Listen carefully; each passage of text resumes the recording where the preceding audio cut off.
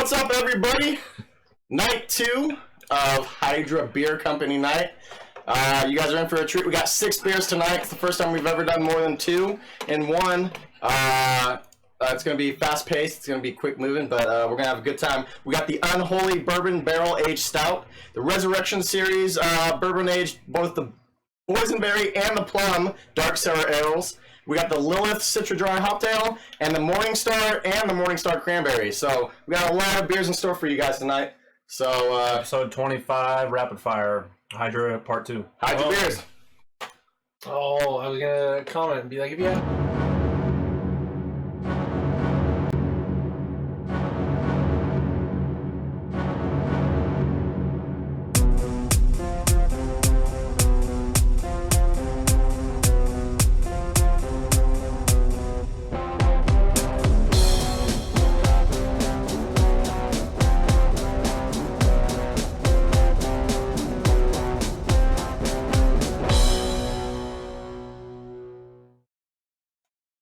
What's up, everybody? Night 2 of Hydra Beers. Cheers. Salute. We're getting filled up right now. Hey, real quick right off the bat, we want to give some shout outs real quick to some people who recently liked, recently shared, recently commented, you know, keeping shit active for us. A couple of shout outs here. Kat Walsh, Cooper Nickel, Justin Tennant, Elder, our good buddy Elder, Paul K, Tim Phillips, Jeff Hines. We got a couple shares in here with Ashley, Davin, Sarah, Julie, Jeremy, Derek Morgan. He actually shared us to the Craft Beer Lovers page, so that was awesome. We always want to give a shout out to our sponsor, Cave Divers, our new sponsor. We haven't been drinking their beer here yet, but it's because we got a super sweet hookup from our good buddy Bud at Hydra.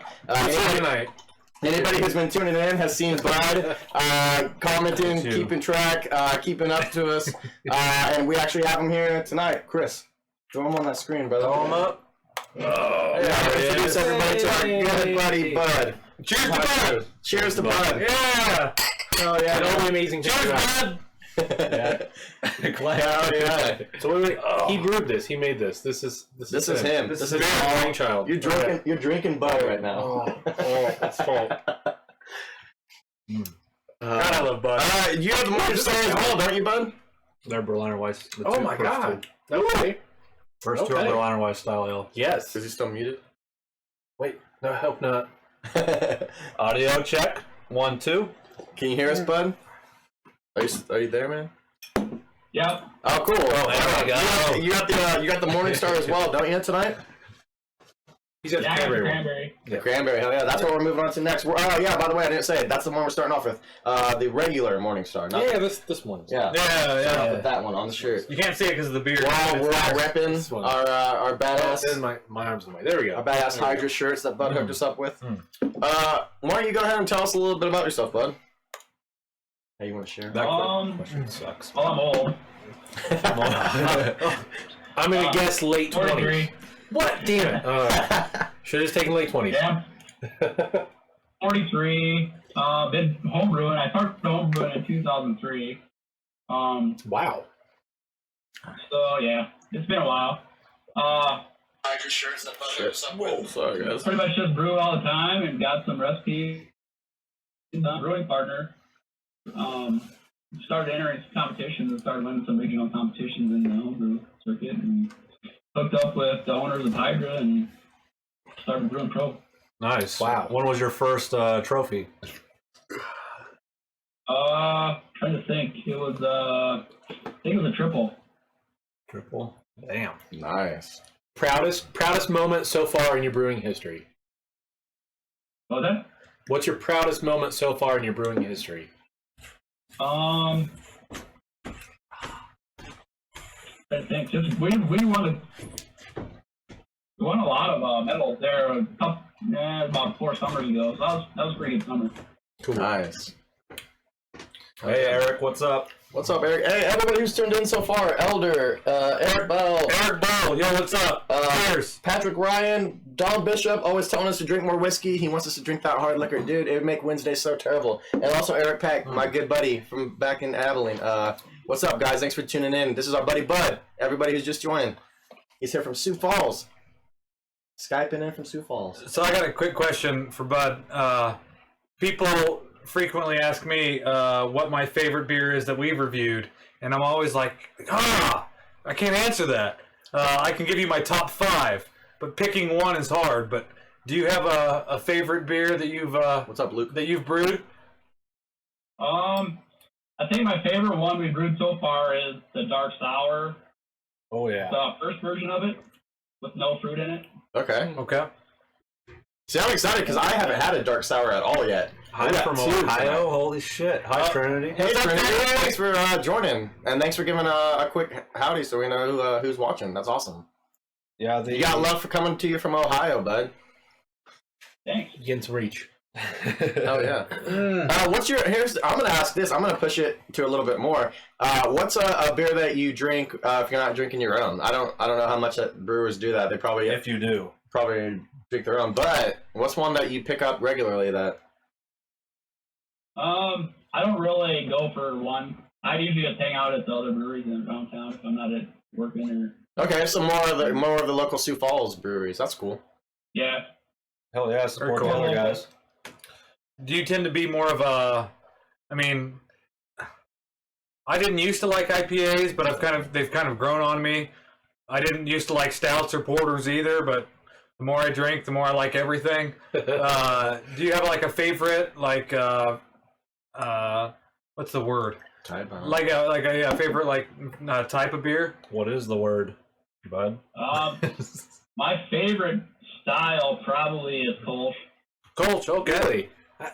Kolsch is a much more mild It's beer. easy I'm to drink surprised. and it's got a lot of flavor to them. Okay. So. Hell yeah. I'm gonna have to embrace the Kolsch. Jeremy, Nathan, Sarah, what's up, everybody?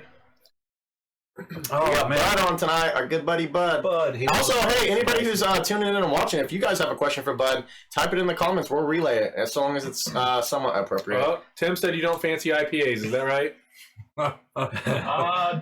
It depends. If they're really bitter, I don't like the bitterness. But if Okay. they're like Yes. hot flavor, I don't mind those. Right, Hot Bud? flavor without the bitter. I'm pretty sure that's what the Ivy use, and that make up an IPA would also make it kind of shit. So, See, Tate and I are the IPA guys. IBUs are tricky because if they're really early in the boil, you get really harsh bitter. Mm. If you do them late in the boil, you have to use more hops, but you can get just as many IBUs, but it's more just flavor and aroma. Okay. There we okay, I go. was gonna say that's what Dogfish Head does with their 60 and 90 minute IPAs. It soaks after and everything like that. That's why it's got a much more mild finish. But they've also got a price point on it too. So. Oh yeah. So- That's why I'm glad we have you on Cats tonight, man, because like we always talk about, we understand a little bit as far as tasting beers, and Tate does some brewing himself, so he's got some of the chemistry behind it, but like having somebody who actually does it is fucking awesome. We haven't had that yet, so. Yeah. The rest of it's just been our drunk idiot friends, so. So you're talking to a girl who's never drank a beer in her life. How do you introduce beer and the things that she should look in for it? Because that's basically my wife. She's like, that beer shit, and I That's don't like basically it. all of Midwest Kansas. Yeah, so I want to be able to say, because this is what you should look for, and this is why you should look for it, and it's not just that it makes you drunk. No. This is the complexities and the flavor notes you should hit, and it's because your whole family drinks Bud Light. That's why it's all terrible. But so That's why your family's terrible, or the beer? both. Well, somebody that just drinks like Bud Light stuff, their flavor palette for beer is pretty minimal. Yeah. So anything over Kolsch or cream ale might be destructive to their palate True. right away. That's a good way to Just put ease them it. into them. If you go to a brewery, just like get the little sample. Like the little samples flights? or whatever. Yeah. Yeah, little 5-ounce glasses, and I just tell everybody to try everything you can there, Mhm. because more than likely, even if you say you don't like beer, you will find something that you like. Right. Like you might not like the hoppiness of the IPAs, but like the heavy notes of a stout might hit you just right, kind of thing. Maybe like that little bit of chocolate. Yeah, we had a couple come into the brewery. That was a few months ago now, but they came in and sat down and specifically said, "We're strictly Coors Light people, and we don't like IPAs." And you told them I get out. said, nope. I said just a second. I poured our Lilith. We had a pale ale, our IPA, and then a double the Death Breath. The husband liked 2 out of the 4, and the wife liked 3 out of the 4. When we didn't tell her what they were. And at the end, she was drinking the death breath, and she's like, "Man, I could drink that one all day." Damn. That's you know how you couldn't? People don't really know what they don't like unless they don't really know what they like either until they try everything. Yeah, right. That's funny. They categorize like IPAs. I used to say I didn't like IPAs, but it's how they're made. If they're really bitter, if the bitterness flows off your tongue when you swallow it, that's the ones I like. I don't like it when it just sticks on your tongue. Yeah, gotcha. Yeah, I don't like the dry. It just dries out your tongue instantly when you swallow it. But the more citrusy types, I dig those. Yeah, him saying that, like, I used to always say I hated sours, and then every single sour that we've had on the cast, I've given, like, a high review. Yeah. So, I think I kind of like sours, maybe. Maybe the first one I had was just total dog shit. I don't know. So, this is episode 25. Yeah. That means that in the course of this so far, tonight's going to be the exception, because tonight we're doing 6 beers, right? Yeah. So, up to this point, we've had 2 beers a night for 24 episodes. So that's 48 different beers that we've had the chance, At least. the privilege. You can still math. I can still math, yeah. 48 different beers that we have tried, and I really think, like, now that I'm trying more, different beers from all around, I keep giving everything just great ratings. I can't help it. It's just all beer. When you're so like an enthusiast about it, it's like it's good. So you mentioned this, and I don't know if this is the same, and you might be able to inform me, but they have a documentary called Jiro Dreams of Sushi. And he said in order to make sure that their palates are refined, they always order high-class food. And he runs a sushi restaurant. It has 3 Michelin stars. I mean, it's a very high-class restaurant, but he said it's just very basic. He sticks to all the basics. They make sure that they do that perfectly, but in order to make sure that everything that they do turns out well and that they still taste it and it doesn't become bland, they always order very high-class food or very high-end food that's very refined and it has specific flavors and notes that it hits. So I'm curious if this is kind of the same way. Like you taste a bunch of different things to make sure that what you actually put in yours is what you want and where it's supposed to be at, and not just like, oh, we're comfortable with this, we know that this works good. I'm laughing at the comment. I'm sorry. Like grains and stuff, I've homebrewed enough where you get a grain, you just chew on it, see what it tastes like. You mix a few grains together, you chew on that for a little. You can get kind of and with the grains and just chew on it and get like an idea of what your beer is going to turn out like. That's awesome. I didn't know that. Yeah. That's interesting. Yeah, that's fucking great. And then high quality malt. Audio went crazy. What'd you say? High quality malts and ingredients also help. I bet you there's a difference. Well, whatever you guys are doing up there, man, you're doing it right, because I haven't had a single one of you guys' beers. And you said you're the only brewer at Hydra, so it's like your. We did have 2, and then the guy that I used to homebrew with, he worked with us also, but he quit in last April. Okay. So it's just been me brewing now. So it's your room, your baby. Pretty much. So are all the beers that you sent us, those are all you? All my recipes, yeah. Okay. So here's maybe a legal question then. If you leave, are those still yours or do they belong to Hydra? They're Hydra, but recipes are insignificant. You can take a recipe and put it on a different system and it'll still taste a little bit different. So okay. Nice. That's awesome, man. No, that's really cool. So, I mean, technically they're their recipe, so they keep them. I just let them keep them, but... So he's like, I got plenty written down. So then I just buy from you directly at that point? Is that what you're telling me? Yeah, if you ever leave Hydra, we just have to contact you and be like, Bud, we need some good shit. So I have a problem. We have 4 minutes and 10 seconds left before our beer review. And I've already drank all my beer. It'll be fine. Pretty good. Real quick, we pre-gamed with Bud. We always pre-game here at Brews Bros. Get a little bit of drunk to get the nerves off, get us a little more opened up for everybody watching. We were talking to Bud and stuff. You were telling us about you guys are a, what'd you say, a 3-barrel, a 5-barrel? 13 barrel. No, it's a 10 barrel. 10 barrel. 10 barrel, 31 All my gallons numbers. each. 31 gallons. Man, it was 31 backwards. There it gallons. is. Okay. Man, I'm glad you were paying attention. Yeah, it's a 10 barrel brew house with 4 10 barrel fermenters and 2 7s. Hell yeah. That's what it was. So like so that bourbon barrel aged Unholy that we have for night, that was in your fermenter for a while. Well, that one was, we just put right in a barrel and then put into kegs and carved it in kegs. No? Nice. And then bottled it. We'll say we have a couple beers tonight that show the 2-year anniversary mark. What's that? What's the significance of that on the bottle? That's something that I wanted to ask. It was just the 2-year anniversary of us opening the brewery. Okay, awesome, cool. Hell yeah. So you mentioned that you were homebrew and now you run this. What's the biggest difference, or how was the transition from I do this at home to now I do this as, I guess, a profession? And what was the big change? Basically, just recipe development. Some of the specialty malts you don't have to use as much of, because as you increase in quantity on a bigger scale, it actually imparts more flavor percentage-wise if you kept the same percentages as homebrew. Some of the hop utilization is different. You might have to use more, might have to use less compared to a homebrew size.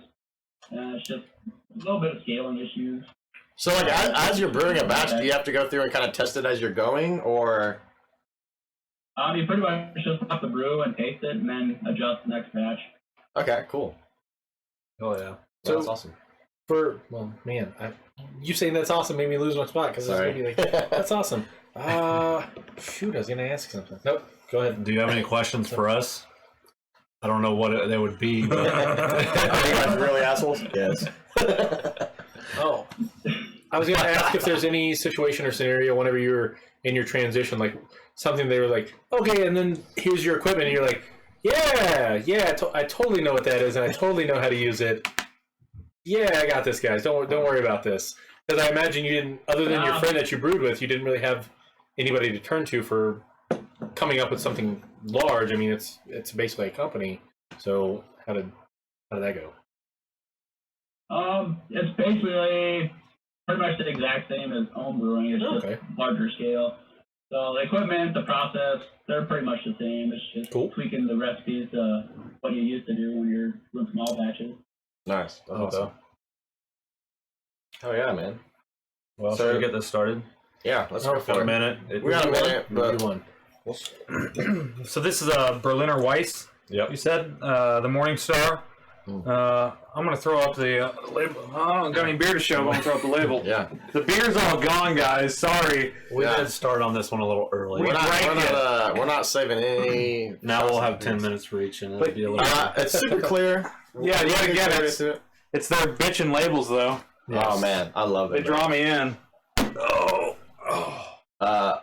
Jeff Hines, one of the guys that gave a shout out, was telling me today at work like how much he's like, man, I've been on their website like a bunch of times. He's like, that shit looks so badass. Like, He's like definitely his style. Yeah, absolutely, man. He's kind of the more, I don't know, hard rock / badass art feel. Real quick too, though, we're gonna set this as a premise. Even though we got Bud here, and these are his beers, 100% honesty on reviews. Oh man, you can't be kissing ass to Bud, man. I know he'll hook us up, but you got to be honest. So I'm gonna start us off just because that's what I'm gonna do.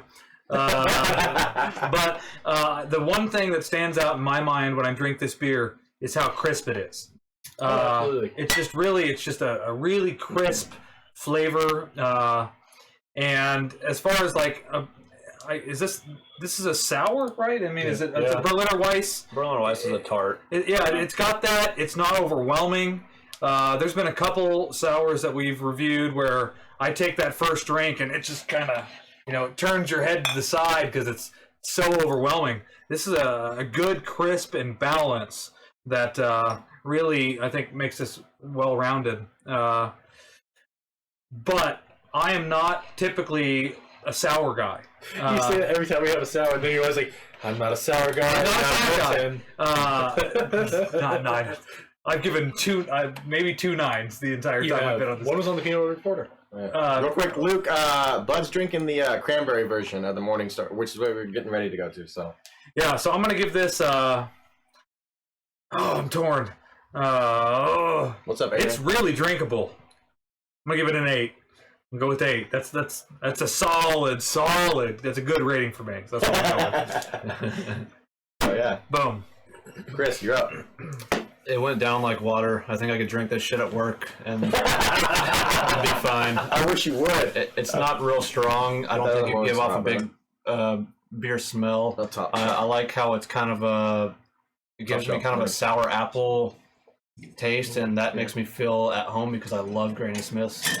So I'm gonna give it a 7.5, just because it doesn't have the strength that I typically want in a beer.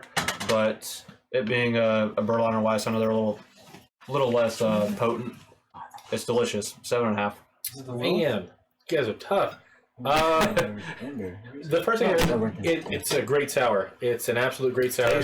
Compared to the Boulevard Berliner Weisse, which we've had before, which I would think is the closest comparison because it does have a lot of those same sour notes. I like this much better. It is a lighter version. It's a clearer version too. I don't know what it is, and maybe you can help me on it. There's some sort of fruity note afterwards, or it reminds me of a fruit, and I can't think of what it is. It's not a Granny Smith before that happens, but no, probably not. I can't think of what it is, and I really, really like it, and it really goes down absolutely well. I think this is. I was gonna say, I think this is. Damn it! I've given it a 9 before. This is a 9 for me. This would be my turn to always. If we had this available to us all the time, I'd absolutely buy this every week. It's light enough that it doesn't taste like an overly extreme sour, but it's just perfect. It would be good for any season, I would think. I think this is a 9 for me. Oh yeah. That leaves you. I know. Yeah. I'm the guy.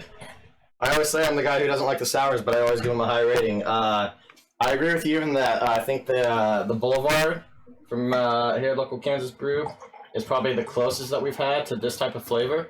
But I absolutely agree also that this beats that thing out of the water. For sure. Sorry about the beer. It does have those sour notes. To me, I always think of a sour as like a good summer beer. You're sitting poolside, you got your buddies around you, you guys are lounging back, grab one of these, drink it down. It's better than lemonade because it's got that kick to it, but you get real fucked up when you're drinking it. I think the Morningstar, this is a 3.33%. Is that right, bud? Yeah, both of them. Yeah. Both Morningstars. That low. Which is cool, like I said, especially, if I was drinking it in the summer, I'd be sweating all out on my water anyways. It'd probably do me a little bit better to have a lower percentage. But, no, the flavor is awesome. I love it. It's not too much. Like you said, it's got that crisp flavor. I really like that about it. And with that really nice flavor, like, it sticks with you for a while. Like, you don't drink it and it's gone. And I think I kind of like that about this beer. Oh, yeah. I'm going to give this an 8.5. I'm gonna split it between an 8 and a 9. I'm gonna give this an 8.5. Really fucking solid beer. Especially, I would say this: if you're not used to drinking beer yourself. Oh, okay. We were talking about high five. Cheers. We were talking about people who normally don't drink a lot of beers and maybe want to get out of like drinking your domestic bullshit. Go grab one of these. You absolutely I can see this as a great transition beer. Absolutely. It doesn't hit those same beer notes, but it does. It's got something to. I can't place it. It's something that I've had before. And I'm just like, it's really delicious. It's really delicious. I don't know what it is, and then it fades that quick, and I'm like, damn it! I don't have enough time to place it. I love it. I like the mouth-watering sours too. Yeah. I'll say that was the Morningstar. The next one we got is the Cranberry Morningstar, which Bud is joining us in on drinking. He's drinking this tonight. Yeah, I like it. But your comments on the last beer as well. I mean, you've drank all these.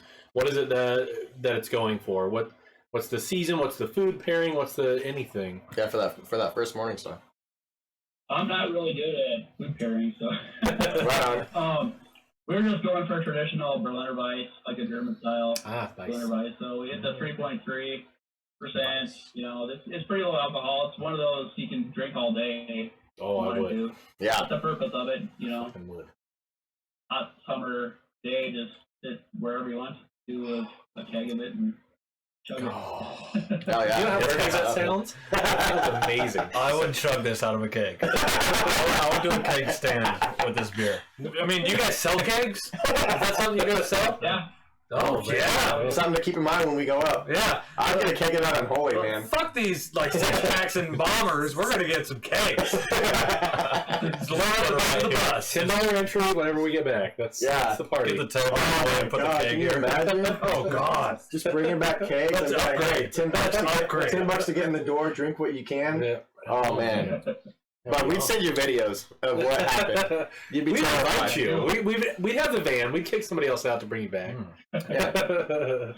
Yeah. Oh, man. Well, Julie would stay in Sioux Falls, I guess. No, I'm Shit, I fucked up. I didn't even do our review screen on that one. Oh. Shit. Uh-oh. It's all. Oh, there it is.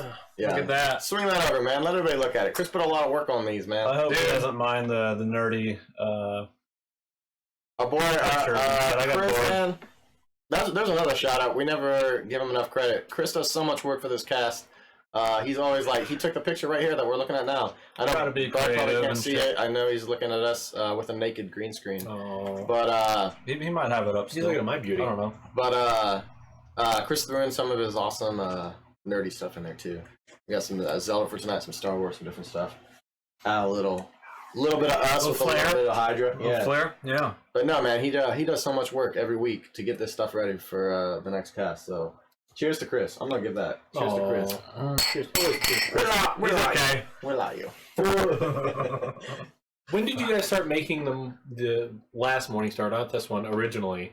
And what actually made you venture into? Yeah, what was your sour? guys' original? Like everybody has like a starting cast. What was you guys' starting cast for your brewery when you opened? Big brewery or home brewery? All? Either. How Oh about that? wait, yeah, maybe both. As far as the sours or Like just like when you guys when Hydra hired you on, you guys opened up Hydra the first door. Like, hey, this is our grand opening. What beers did you guys have on tap that night?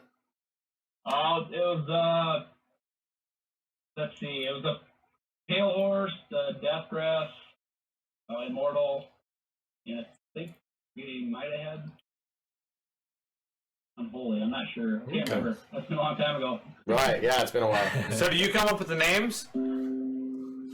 We just throw out names and then we pick it as a group. Awesome, hell yeah, that's cool. Figure out what you want to do. I like it.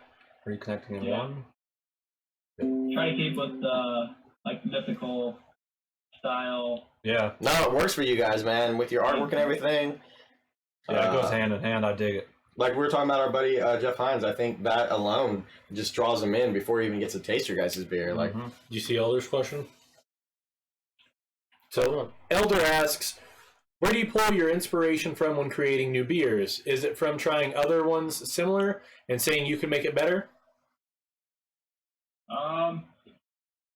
We basically, if somebody wants in the brewery or one of the owners or one of the beer tenders says they want to try a style, I'll research it and maybe go grab a couple off the shelf if I can find some other ones and just to see, or if I know of something in my head that I want to throw into the recipe or just build it out off of my own instances where I've tried other ones, I'll just do that.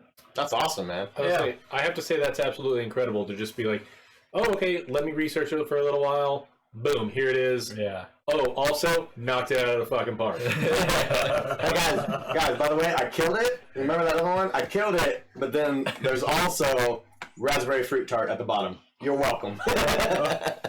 That's great. No, that's awesome, man. So Tim says good pairings. I'm assuming it's with the Morning Star. Stinky cheeses, seafood, and eggs and omelets. So Hi, Kat. We love it too. I could go for some. Eggs and omelets? Yeah. Cat's from Stinky up in cheese. Sioux Falls, right? She works for Hydra as well? I don't know if she works for him or if she just loves beer and lives up Brad, there. do you know Kat Walsh?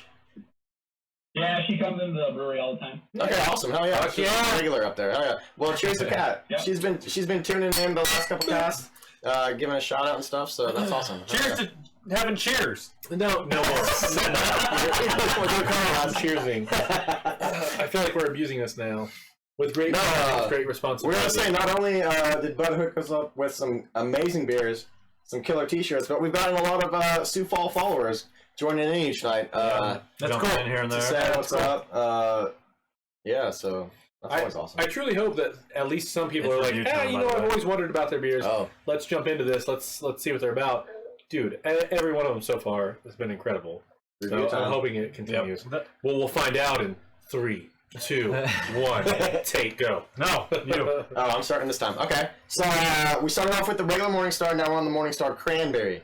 There's a little bit of difference as far as we didn't show the first beer, but as far as what is the word I'm looking for? Clarity. Color. I would say color. Transparency.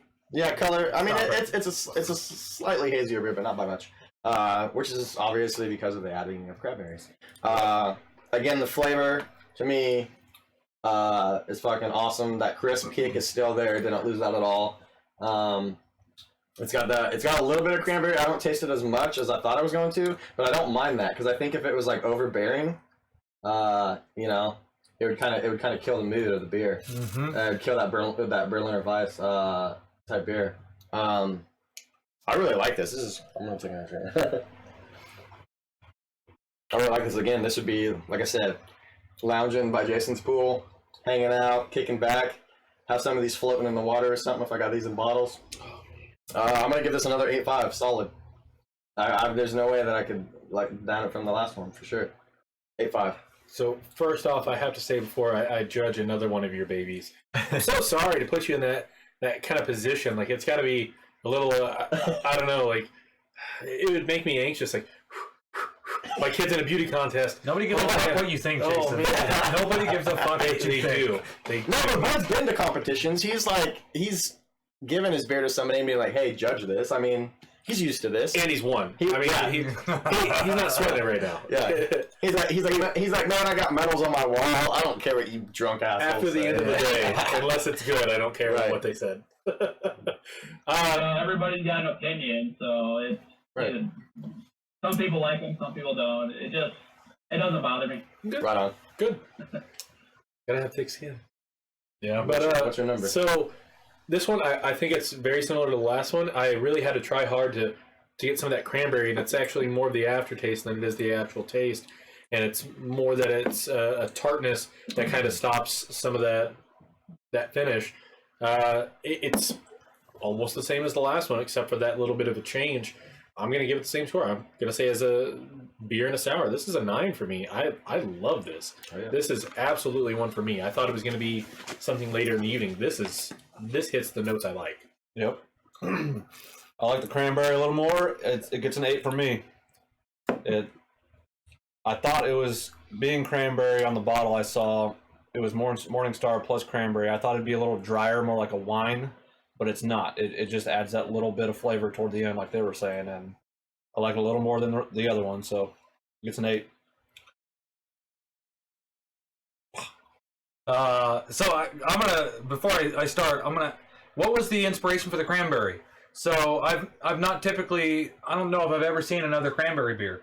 Have you guys? I mean, is that just something you like? Let's do it. Somebody pitch you the idea. What was it to do the cranberry? Yeah, I thought cranberry, the tartness of the cranberries would go well with the base beer. So, and we've been doing different fruits in them. So I think my favorite so far we've done is passion fruit. Oh wow! Ooh, nice. I wouldn't. Well, imagine. I can say that when thinking about the base Morningstar and the Morningstar with cranberry, I think that the cranberry only elevates the base. It just adds an additional layer of depth, I guess, and like I really like it. It's good. So I'm gonna go with an 8.5. So an 8 and an 8.5. Hell yeah, man. Cheers. Hell yeah, dude. Tate never fucking rates beer this high. I have not had a beer yet from Hydra that I have not liked. So I guess in a roundabout way, I've not had one of Bud's beers yet that I have not liked. The Unholy, though, is definitely my favorite. That one was the one that caught me by surprise the most. My favorite is the Immortal so far. Yep. You want to break it out, Lilith? Lilith? Yeah. All right. Yeah. Oh. I think it's towards the bottom there. Yeah, here it is. It's right here. You want me to pour it? Another one. And we got about 4 minutes. For the next review? Yeah. We're pounding them back. Facing it. Rapid fire, bro. I know you got a bunch more questions for Bud today. What do you got? Well, Also, anybody watching, we announced this earlier. If you joined in a little bit late, if you have any questions for Bud, he's the guy who made all these beers that we're trying tonight. He's working with Hydra, making some delicious beers. If you have any questions at all, hit him up, ask him. Get him some fuck, marry, kills. Let's get something going tonight. We always like to turn things around. well, Jason and I, well, and maybe others as well, we have toyed with the idea of, not now, but in the future, of looking into trying to put together some kind of production. And I'm curious what some of the startup costs would look like for trying to get the equipment necessary for doing production where it's not just you're giving it to your neighbors and your buddies, but actually, distributing it to the public. Or what some more? I wasn't really behind. Go ahead. I wasn't really behind the financials as far as building it because I was just a brewer, but I'd say minimum for like a 5-barrel setup, probably $300K. Okay. Actually, that's more than I was thinking. That's way less than I was thinking. Really? Okay. Yeah. Because I even heard And then double that. Yeah. Okay. And then double that? Just for problems with plumbing or getting your contractors there. Perfect. Right. Deadline, something breaks. True. Okay. That's almost exactly the mark I was thinking, because somebody was telling me that even in order to run your own microbrewery, like a restaurant, kind of like Blue Sky runs, that you should expect it to be a $500,000 range. So I was just to get there. Wholly expecting just to get there. Yep. I have to let you guys know, I've had the Lilith before. Adriana, like I said, she's the one who went up to Hydra, brought some Sioux Falls beer back to good old Salina, Kansas. We had the Pale Horse and the Death Breath. Yep. That next cast, it was awesome shit. But she also brought back a bomber of Lilith that we were supposed to split. But you fucking selfish bastard. No, she never got around to, like, because she's always super busy. Like, that's why I haven't been able to have her back on the show. And she's like, you know what? Before it goes bad, just drink it. And I did. I was trying to look at the label on this, and I was like, what is this supposed to be? Because so much going on right now. Okay, that makes questions. A lot more sense. Tim said won't get off the ground for less than $1 million. Woo! Dang. And Elder asks, that's probably true if you're gonna do like a bottling line or canning line. You could okay. If you're gonna start distributing versus doing everything in kegs. That's a lot more equipment if you're gonna distribute. You're gonna have cans, bottles, canning line, bottling line, whatever, We'll open a remote tap room here. Tate and I will run it, and we'll do a bar. How about that? Yeah. Whenever I send the thank you letter to your bosses, I'll also pitch that idea. Let's hope it goes over well. We will just flush out the competition, and we will dominate this market.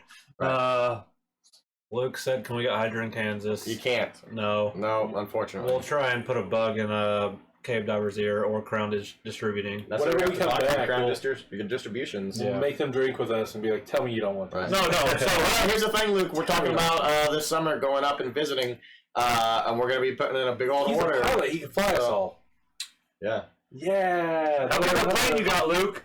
How much did you get in that thing? I don't say that. 16 fit on the way back. Let's fly out there. Hey, what's up, Taylor? Elder did ask, though, how many new beers do you play around with when you're wanting to add to your selection? Oh. So are you like, okay, I'm wanting to get something seasonal. Do you play with a couple, or do you just go, okay, I kind of know what I want, and you kind of stick with that one? Could you repeat the question? I didn't hear the first part of the question. No, you're good. He says, how many new beers do you play around with when wanting to add to your selection? We were actually playing around with a lot of new ones, but we are just basically brewing Lilith, Unholy, Death Breath, Immortal, and Pale Horse right now, just to try to keep up. So, I guess we're trying to fit some in, new ones in. Hell yeah. Great. To further on that question, you still do your home brewing. Do you do your home brewing in attempts to push it out to Hydra, or is your homebrewing specifically for you? Nah, it's just for me. Oh yeah. Nice. Review time again. Oh shit. So, If it turns out good, it might move. If it turns out good, it might move to the big system. Luke says we're a little bit distorted than what we talked about. You didn't want to put it on the page though. Turn the cane down.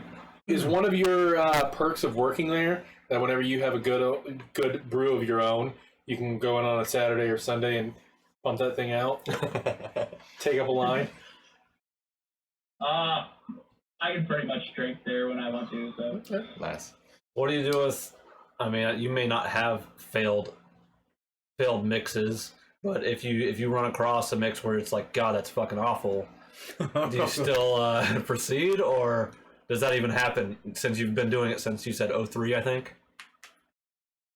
Yeah, I've dumped a few big batches at the brewery. Yeah.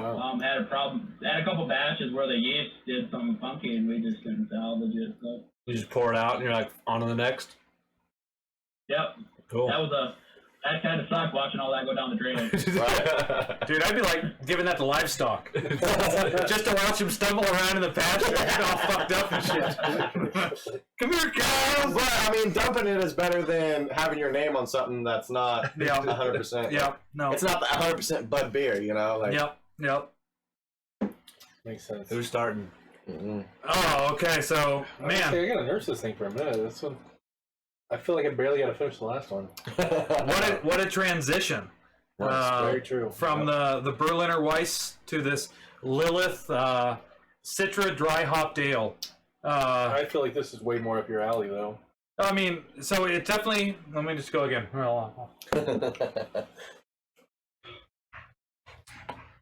I do love, we asked Luke how many people he can fit on the plane. He said 4 people or 1 and 2 kegs. Yeah. So it looks like me and Luke are going on a road trip. All right, you guys take a weekend trip. So I'll give you some money. Yeah. Bud, can you tell us a little bit more about this Lilith? About what the base beer is, what kind of hops you use, kind of thing.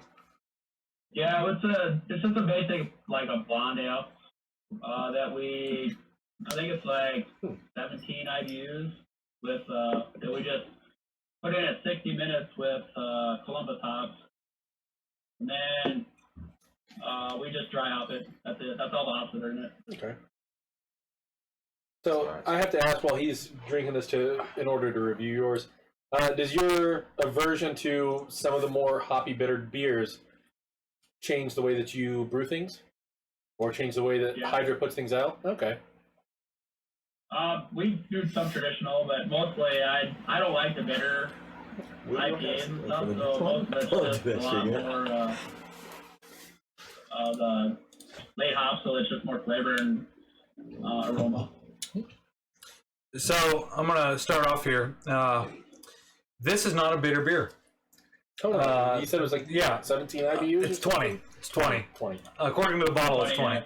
It's 5.5% alcohol by volume, and it's 20 IBUs. It is. Clarity is still good. It's like you said, it's a blonde base that's been. I didn't expect it to be a blonde. That's been dry hopped, and like when you drink those 2 sours, and you get that cranberry tartness, and then that first drink out of this one, it's a total like. Yeah, bam! Explosion in your mouth of flavor that you're not necessarily ready for. All good. It has a lot of the characteristics that I like about IPAs, with kind of those hop characteristics, but without that bitterness. Yeah. It's hold on. That's good. God, Bud, you make good beer. This is actually one of my favorite beers. Really? Cool. Yeah. God, I have to give it another 8.5. Damn. I hate giving good reviews earlier, man. I hate giving good reviews. Yeah. Luke was saying earlier, the tate's getting a little bit soft. God, Yeah, it's soft. Luke did ask, though, since we're talking about, you said that you dry hopped the beer.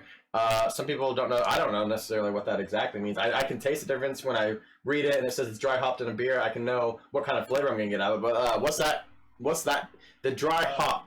Like, what's that refer to? I think it's pouring the end result over dry hops compared to brewing it. Basically, you ferment the beer out, and then like right before it's finished fermenting, you take regular pellets and then just dump, or I guess you do flour. We just use pellets, but some people use flours.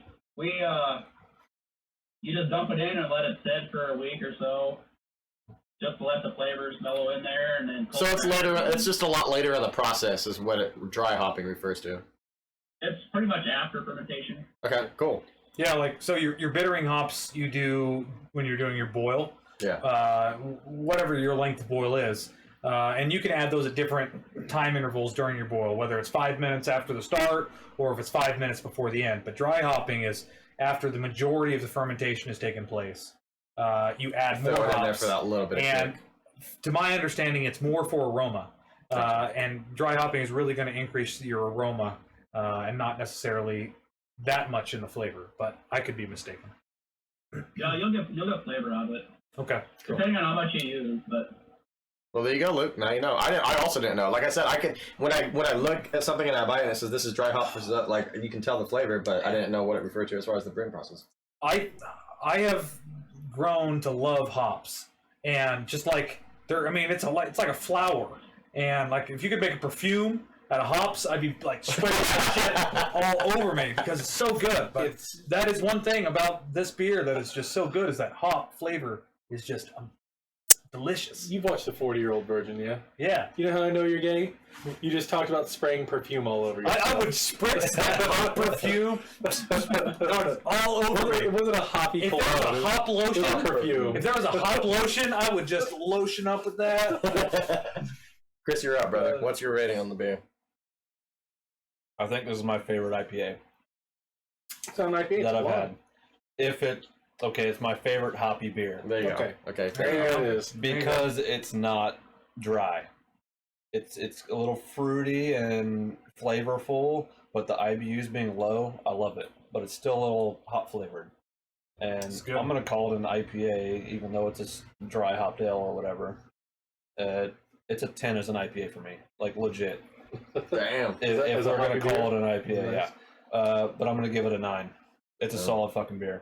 Wow, I'm so surprised that this got a better score for you than those sours. Yep. That is nuts to me. That's saying something. I dig the citrusy hop. Luke says his glass is always full. I didn't know so. Every time I goes up, it's like still full. I saw him finish his last one. He slammed it back. So he's off screen filling it for him. Yeah. He's got an assistant. There we go. Yeah, he came prepared. This guy brews beer for a living. I did not expect the Lilith to taste like this, though. With the name and even the description. Yeah. I saw Citra dry hopped ale, and I was like, I don't know what this is going to taste like, but I love it. Good job. So my first drink, that's why I had to check to see what it was. I don't know if it was just some of the notes hit the same, but I was like, this tastes very much like jasmine, like a jasmine tea. And I was like, oh man, that's got a lot going on. Like there's a lot of floralness to it. There's a lot of flavors going on. There's a lot of aftertaste, but it's very crisp. It's very smooth. It has a great finish. And then it wasn't until you're like, oh, it's a Citra hopped, and I was like, oh, okay, I can definitely see that. And it kind of takes away from what I thought were floral, even though it does still, I think, still have floral notes. But it's surprising to me that you said the base of this is a blonde. That I was like, wow, there's no way. I truly thought that this was going to be something that was an IPA. And like he said, as an IPA or a hoppy beer, this is incredible. It's absolutely great. I could absolutely see myself picking this up and saying, yep, these are the ones I'm going to choose for tonight over a lot of other things. I'm going to have to say for me, this is an 8.5. I'm going to go with solid 8.5 for me. Yeah. It's pretty good. I say pretty good, and then it makes it sound really bad. This is a really, really good beer. This is a really, really good beer. Compared to some of... Actually, you know what? It sucks to be you, because you're getting beat out by some of your own beers. So... but your beers... yeah, well, but your beers is because it's still a 5.5, and the IBUs are so low still. Yeah. Like even some of those IPAs that are like 80 IBUs are still only 6-7%. 96 IBUs, just ridiculous. Like, why? 96 IBU beer? Why? I would never choose that beer over this for the alcohol percentage or whatever. They're very similar. Yet the taste is like so brash on those.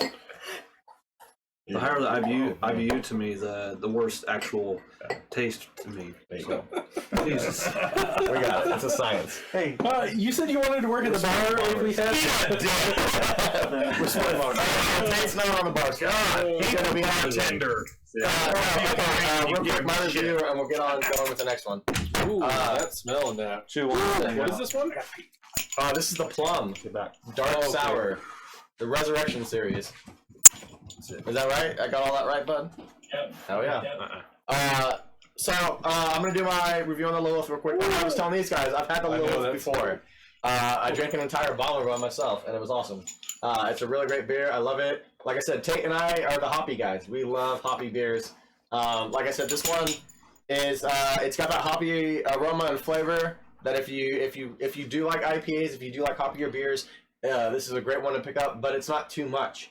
For the guys who don't like they don't mind the hop of the flavor, but they don't want that full palate bitter flavor that sticks with you for an entire beer. They want to drink it. They kind of get that kick, and then it diminishes a little bit. No, this is fucking perfect.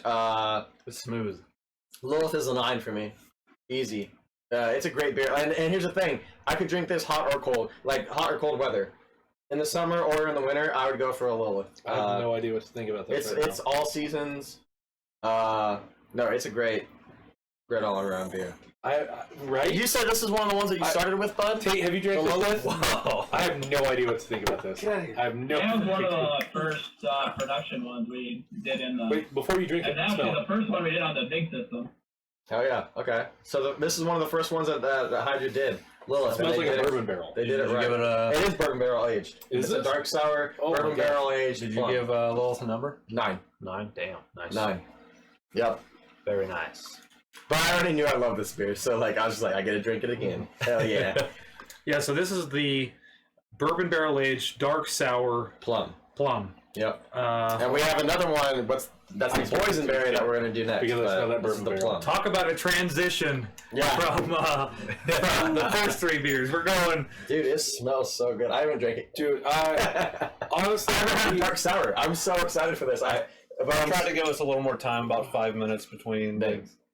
Yeah. woo! We did the big TXT a few weeks ago, which was a bourbon barrel aged, and it was rough, and it made me just the smell made me want to vomit. So smelling this, I was like, oh god, no! And then I drank it. I was like, no! Why give your beer that smell when it tastes like that? I haven't drank it. By the end of that bourbon barrel, the Burble Baron, beer. Jason was totally won over. He's like, all right, it's like a 7.5. I was really. But that's Ballast Point. They charge $17 for a 4-pack on that. Oh yeah, they did. On that High West Victory at Sea. Yeah. Tim, who's been chiming in all night, Tim Phillips says, I believe this is referring back to the Lilith, that it's an incredible beer, and to our buddy Bud's credit, that style of beer is tough to hide mistakes and imperfections. Yeah. So, we agree with him. Well done, Bud, because I didn't find any. I'll tell you, Jesus, Luke is drinking an 11.8 ABV. Yeah, I saw that. The Whiskey Barrel Boulevard. Oh god, that turned. Good luck, buddy.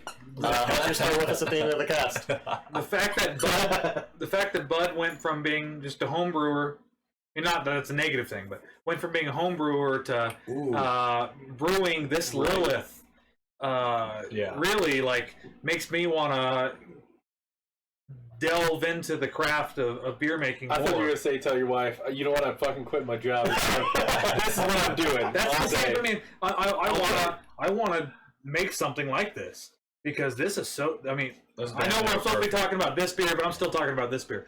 We got 2 seconds now. You fucking. This one is really good. Oh no, we've got time to nurse this one up.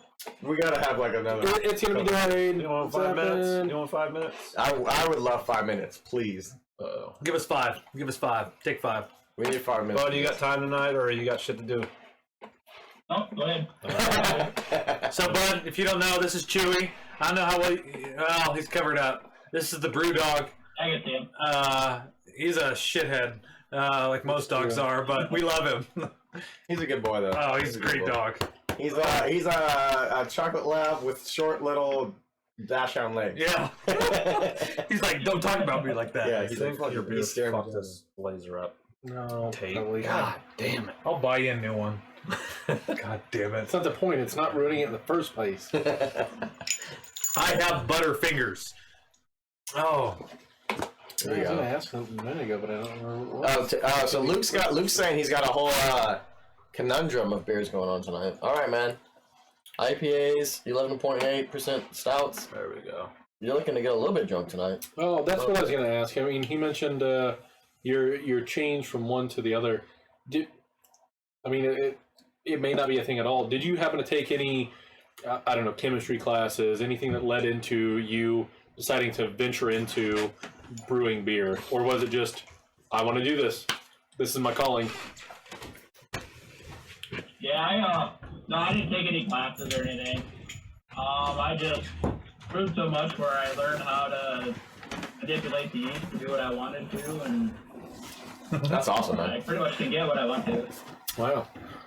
So the process from you starting, I guess, as a beer drinker, what transitioned you into, I'm going to be a beer drinker to a beer brewer? I fixed it with my breath, my death breath. I didn't actually start drinking craft until I started homebrewing. Nice. That I got a kid from my mom called it wasn't Mr. Beer. It was a beer machine. Right on. And I brewed 2 batches on it, and it was downhill from there. I just started with equipment and taps and kegs and That's awesome, man. a bar. That is pretty incredible. I have to say, it wasn't like I've been drinking craft beers or been scrounging all these really rare craft beers, because back then it was a much more rare scene than it is now. Mm-hmm. You know, I'm pulling one from here and there. Oh man, you know what? It's so hard to get. I'm going to start making my own. It wasn't that. It was just you happened to get it from your mom and you brewed it. It's awesome. Fucking killed it. Killed it. Yeah, dude. Elder's got a question. Elder says, what's the craziest combination you've tried to create a new beer? Ooh, that's a great question. Craziest combo. Well, I guess my favorite homebrew beer that I did was a stout, and then I went to Costco and got a pumpkin pie, Ooh. pureed it, I threw that in. and put it in the secondary. Yes. That was probably the best stout I've ever had. Jason loves pumpkin beer so fucking much. If you sell that, I will buy it. I don't care if it's actually shit, and you just said that because you brewed it. I will buy that. I fucking love anything so pumpkin pie flavored compared to pumpkin. You said Oh you my put it in God. your secondary, so your primary fermentation had already taken place, and you're transferring from your primary to your secondary just for the additional yeast reaction kind of thing? Yeah, I took the pie and I smushed it out on a cookie sheet, and then rebaked it to get it like really caramelized. Mhm. And then I put it in a blender with boiling water and just helped kind of sanitize a little bit. And then poured it in a secondary fermenter and poured the beer right on top of it, and let it sit for another 2.5 weeks, 3 weeks. That sounds incredible. That's fucking So it crazy, sounds man. absolutely incredible. So it's like some Dr. Frankenstein shit sometimes. Well, that's awesome, though. So like, Yeah, sometimes. is something like that possible in a production environment? Because I mean, everything as far as like before you brew the beer, you're very concerned about making sure everything is sterile. But when you add something like a pumpkin pie, well, I guess you baked it, and then you put boiling water, and so you're trying to control that process a lot.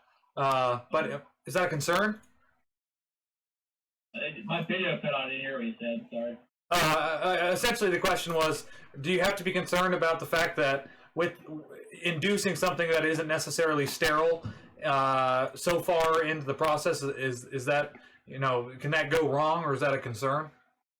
Yeah, on a big scale, we'd have to try to figure out how to sanitize pie before we put it in. Okay. Yeah. Oh, yeah. Because I've done a couple brews where, like, after the boil is over, we add, orange zest, or we add, orange juice or something to to a beer, and like in the back of my mind, I'm like, oh, is this gonna fuck it up? Is this gonna? If you do orange zest, you could soak it in vodka for a couple minutes. Ooh, oh, there you go. That'll take care of it. Okay. There you go. Coming from a master, dude. This guy knows shit. Just enough to cover the peels. Gotcha. So you've mentioned this process, just the process of making that last beer that you're talking about with the pumpkin. How you put it for a while, you smash it out, put it in the oven to caramelize it, and then you mix it with everything else. Is this a process that you've come up with over time to add things or to craft your beer, like you've built on it, or is this something that you feel like you had a strong foundation when you started, or has it just been a gradual progression? Like, all right, here's where I think my level is. I'm going to do something that's right here, and then that way, when it's done, if it turns out well, I am right here. Has it been like that? At the time I brewed that, I was like a total stout. I mean, it's all stout. Everything I brew is stout. So my wife liked pumpkin pie or pumpkin ale, like pumpkin stouts and stuff, anything. So I tried to just make a good one that she drank. Nice. And I don't know if she actually drank any of it. I was just going to ask. Is it because she didn't get the chance to drink it? Because you sound like you liked it pretty well. Yeah, I don't know if she actually had a chance to drink it. It turned out bad, babe. It's in the basement. As he's like chugging it down. No, this is terrible. You won't like it. Like, My wife always asks me to brew certain beers, but I'm a selfish asshole. And I'm like, fuck you, I'm gonna brew what beer I want. No, I'm not. I'm gonna brew another IPA. I really need to be nicer to her. Damn it. You do. Damn it, You absolutely I need to be nicer to her. Teresa's a sweetheart. She is a saint. She puts up with my shit. I know. Oh, How far are we on it? Everybody's commenting right now, Bud, saying that your pumpkin stout I need sounds to fucking timestamp amazing. this so I can make Teresa a video. I need to be nicer. 1 hour, like solid 1 hour. Yeah. Yep. Are we getting ready to review? Let's review this. I think Plum. we're ready. Yeah, let's do it. Am I up first? You're okay, up. man. do you want to mix it up? You just want to like randomize it? Ooh, all right, going first. So the smell originally hit me, and I was like, nope, can't do this. This isn't going to be great at all. And then I took a drink expecting it to be any bourbon barrel aged, anything that I've had in the past where it's just always overwhelmingly that alcohol flavor, like the Kentucky Breakfast Stout from Founders or the Victory at Sea that we were just talking about, where I was just like, all right, my stomach's going to turn, but I owe it to Bud. I'm going to do it. I'm going to do it. I'm going to do it. And I was like, whoa, this is really sweet, and it's dark, and I don't know what to do with this. It doesn't have any of those really harsh flavors, and it's plum, and it's still sweet. What's going on right now? This is... Maybe I need another drink. And that's why I looked to them for reassurance. I was like, right? you right? So I really like this. As far as bourbon barrel aged anything, my favorite. Absolutely my favorite. This is the first plum anything I've had. As far as beer? Yeah. Beer. Yeah. I mean, I've had plum wine, and I've had plum sake and stuff like that. But as far as a plum beer, absolutely my first. So definitely my favorite. As far as a beer, this isn't bad at all. I get a lot of plum out of it.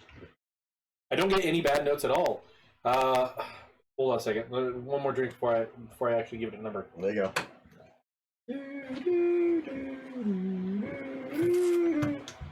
It's an asshole. Everybody knows It's true.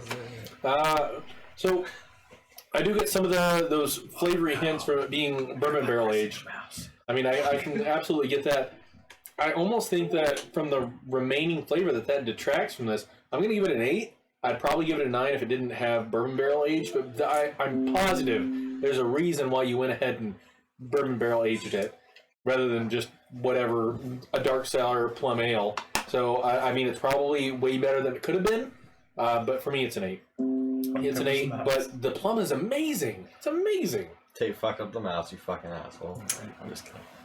Am I next or are we going to Chris? Which way are we going? Go ahead, man. Alright, I'm going to go next.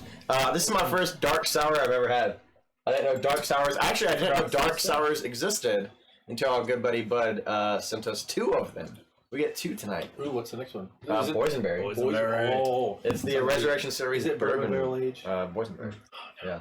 I agree with Jason because he kept smelling it. And I was like, "What, dude?" I smelled it. I was like, "Oh my god." It's gonna be that night. But no, this is a really fucking good bit. The juiciness of that plum is there. Like, absolutely. If you've ever eaten a plum, you've tasted this beer because there's so much juicy plum flavor. Hi, Dad. It's no, absolutely. Say shout out to your father. Hi, Dad too. But no, that plum flavor is definitely there. It's awesome. It's juicy. It's good. It's still, and to me, I like this. I think I like this a little bit more than the Morningstar because like the Morningstar. Well, no, I'm not gonna say more than. It's a different sour than the Morningstar because like with the Morningstar you drank it and that sour flavor stuck with you after you're done. This, I get that sour bite with that plum flavor and then it's gone. Like it just, for me anyways, like it just disappears. And for a darker beer too, to have kind of that juicy flavor like that is a little bit weird. Man, this is good. Especially first experience with a dark sour. I'm gonna give this an 8. Yeah, I feel safe doing that. I was gonna say maybe higher, but depending on what the Boysenberry is like, because I haven't had a dark sour. I don't know what to expect from a dark sour. You get a lot of sour notes. Yeah, from it. but so I'm gonna give it as an 8 because it's as an overall beer. It's really good. I would drink this. To me, I would feel like this kind of beer would maybe be a little bit more, a little bit cooler weather than it would be like during the summer. I can see that. I would do this more like fall season, but I'd get this again. And, yeah, absolutely. Who's next? You want me to go Luke next? said something. Tate, you're up. Luke said something. He said, "Does it make a difference where you get the bourbon barrels?" And where do you get the bourbon barrels? Okay, yeah. Real quick before we move on to Tate, does it make a difference where you get the bourbon barrels, and where do you guys get yours? I'm not sure. I think we get like barrel direct, or we got one. Can't remember where we got it last time. Down in Lincoln somewhere. Okay. But yeah, depending on what whiskey's been in it, it does change the flavor of what comes out of the barrel. Oh, I'd imagine. So do they let you know? Do they let you know, like, hey, we got these bourbon barrel aged barrels from this and this and this, and that like kind of determines a little bit of how you're brewing that beer, or do you just kind of have to roll with what they gave you? Yeah, they'll tell us what came out of it, like like Woodford or whatever was in it before. So. Cool. Okay, cool. So I unfortunately you'll never hear this out of my mouth again. And I might have to go sprinkle myself with holy water when I get home. But I'm gonna agree with Jason. And the fact that he said that this was his favorite bourbon barrel aged beer that he'd ever had. I don't know, it's kind of a love-hate. I like bourbon, but bourbon barrel aged beer I kind of have like a love-hate relationship with. Some of them I like, and some of them they just, I don't know, they just hit me wrong. And it's a reason for them to taste like gas. They're just not, they're not nearly as easy to drink. Like it's almost like an effort to finish one. Yeah. Like you might be able to drink half of it, but then you leave the second half of the beer because you're like, fuck that, I don't even want any more of that. I've had that experience. But this one is, it's my favorite bourbon barrel aged beer I've ever had. So I know that when you guys were giving the 2 rating system, that I told you guys that you were dumbasses. Give it up. Do the 2 ratings. Give it the 2, brother. Give it the old 1 too. But as far as a bourbon barrel aged beer, this, I mean, from what I have to compare it to, this is the best. It's a 10. As far as a beer, it's still really good. I mean, it's still very high. I think I gave an 8.5 earlier. Hold on. We can't even play Tate tonight. We did so much work to get that Tate hate ready. That well, and the other comment I have is that earlier I said that I'd never had a cranberry beer before. Yeah. I've never had a plum beer. Yeah. Never once. Nope. You guys are venturing into like unknown territory. Yeah. You're like the Star Trek of going into unexplored space. You know. That does make it tough to rate. Yeah, I mean, because it's new shit. It's so unique. I've never had a plum beer. I've never had a cranberry beer. Never had a boysenberry beer. Nope. So all of these are. They're on a different playing field than everything else. That's also what you've given your high ratings for in the past, is things that were just incredibly unique. Things that push the envelope. All of your highest ones are always you just gave a 10, Tate. Stop it. Stop it. I don't want to think about it. Props. I'm really glad that you guys sent us a bunch of beer. What's the overall? You gave it a 10 on the bourbon barrel. I'll give it a 9. 9. Give it a 9. What? What? Not that it's not deserved. It's just the fact that Tate's like 9. Oh man, I'm gonna watch this later and be like, look, even Elder says a 10. Looks like I need to try this one too. Yeah, He's ready. They're amazing. I mean, every beer tonight, and I please let me stress to you the fact that it's not because Bud's here. It's not because Bud we agreed at the this. beginning. It doesn't matter to Bud's here if we fucking hate it. And that's why I was kind of like, surprised that he was like 7.5. beer. I was like, maybe just throw it a half point higher. Bud is watching, but he's like, no, fuck that. No, we I'm gotta be really honest. being true. I applaud. I mean, Every one of these beers has been absolutely incredible. I have to say, they have all been incredible. I mean, I'm sure you know that you have awards left and right. I don't see any on the wall behind you. That's a shame. They should be everywhere in your house. But no, you have to know that you're doing something right. He's like wearing a Flavor Flav medallion with a brewing trophy. You have to know that you're doing something right, and you absolutely are. Yeah. Everything with this has been spot on. I know you said before you worked with a different brewer. I don't know how much is his, how much is yours. But if this is mostly you, everything that you're doing is incredible. Yeah, I mean that in the most sincere way that I can say. Everything that you've done, we've had 8 of your beers now. Every one of them from all of us has gotten a very high rating. They have been incredible. They have been absolutely incredible. What you're doing is incredible. I mean, if you keep putting stuff out like this, or even if you just stick to what you have, you're going to be solid. Yeah, stick to your guns. You're going to be a wealthy man if you're not already. It's fucking awesome. It's like, amazing. It's taking money. amazing. Just like slap me. Well, and I will say this too. Like you say, all of us have been like high ratings. Like we're a pretty diverse group of beer tasters, beer, whatever you want to call it. I mean, a lot of it's kind of split half and half. Tate and I one way, and they see the other. But even between the 4 of us, there's certain beers that some of us can't stand and some of us love. There's flavors, different high notes and stuff like that. Like, so here's the thing. I'm not trying to toot our own horn, but like, our ratings are pretty good as far as like what a good beer is. I would think. I don't. Yeah, we've got a pretty broad especially taste spectrum, I think. And we don't base it off of each other at all. I mean, we love each other as brothers, but we fucking hate each other sometimes as far as like, oh, you gave it a 3, you're a fucking piece of shit. Like, like we have that love-hate relationship. Like, we're not doing this as a group. We're doing it as individual beer drinkers that have a very different perspective on different flavors and notes of beer. So like, I don't know.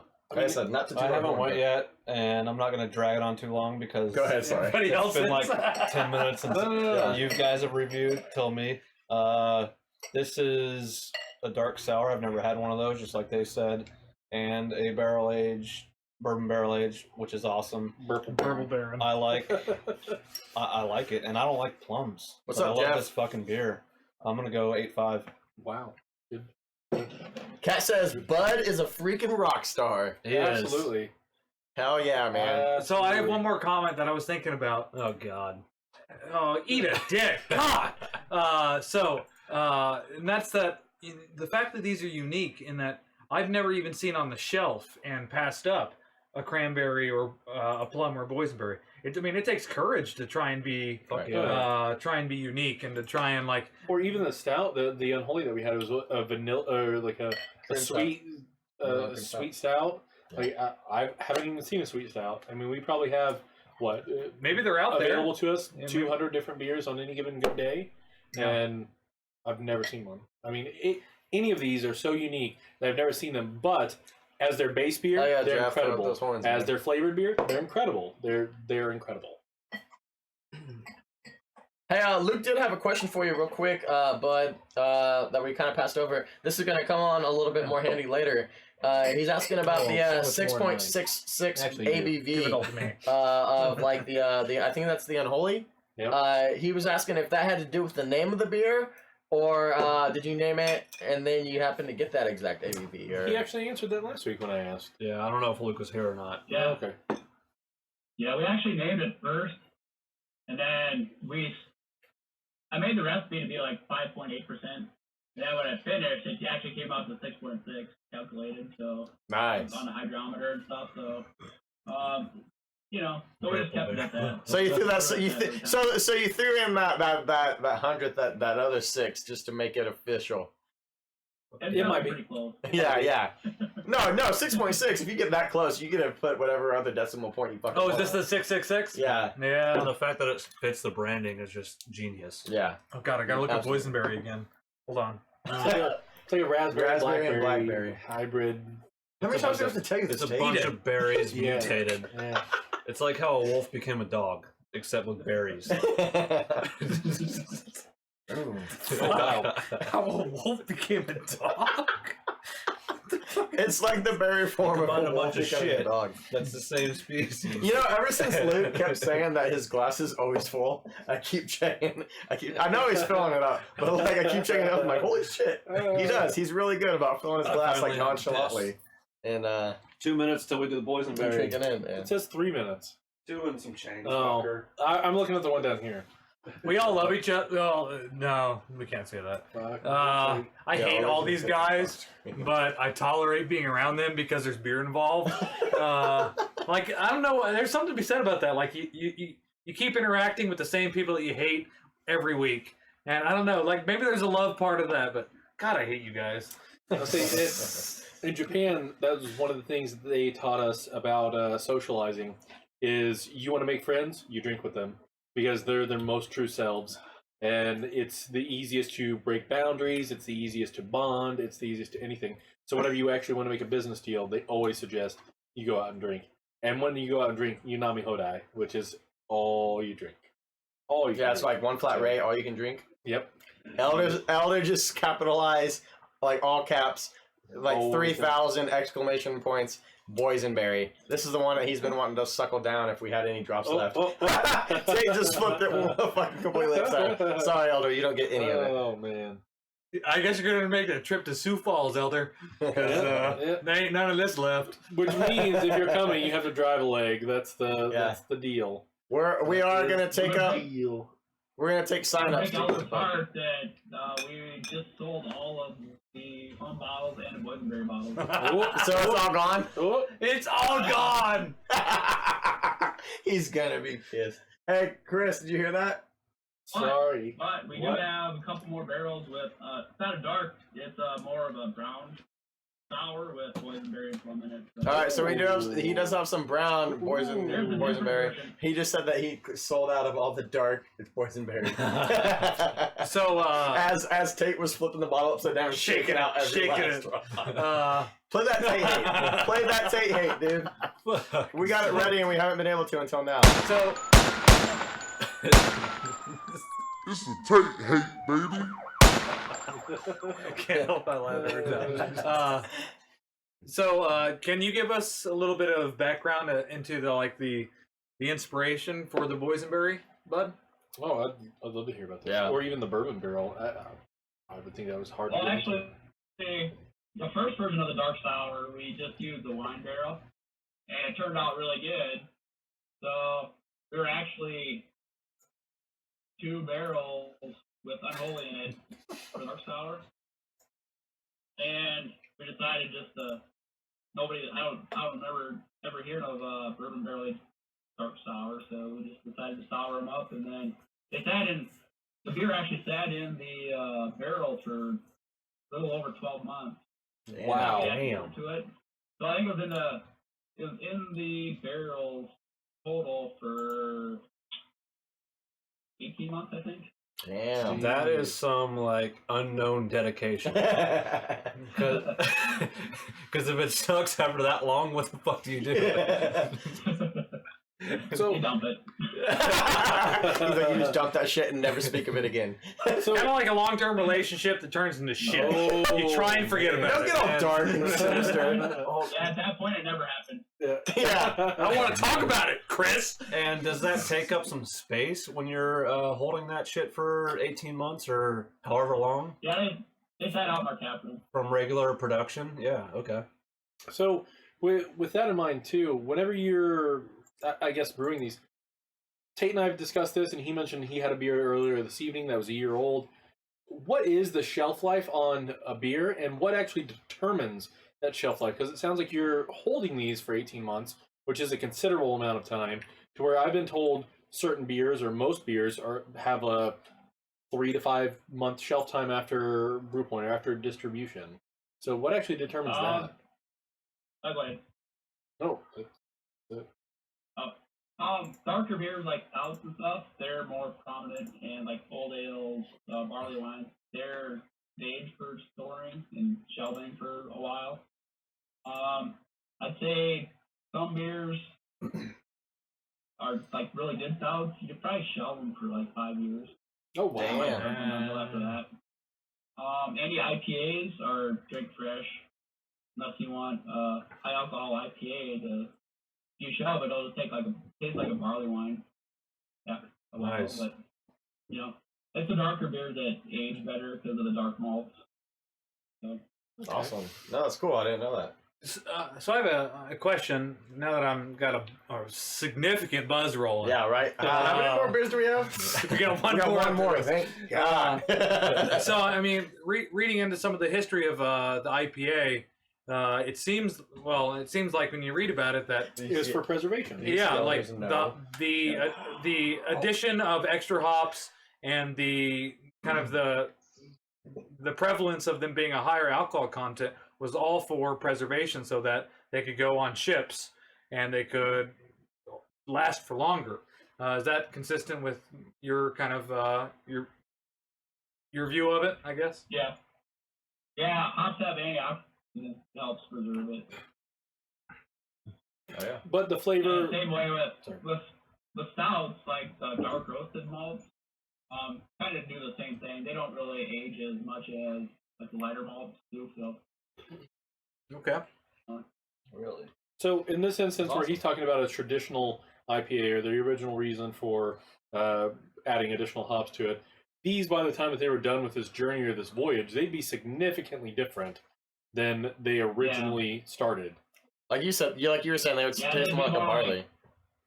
Yeah, I mean, when they first started, when they got loaded on the ship, it probably tasted way more hoppy and bitter than when they ended the trip. When they ended the trip, it was more like probably a lighter barley wine-ish flavor. Okay. So. Nice. Okay. Cool. That's awesome. Oh yeah. But I mean, even in barrels, evaporation is still happening. So you're reducing volume of the overall batch, but is it water that's evaporating or alcohol? I guess is the question. So is it? I mean, it's alcohol. It's the alcohol evaporates, so they're becoming weaker. It's probably both.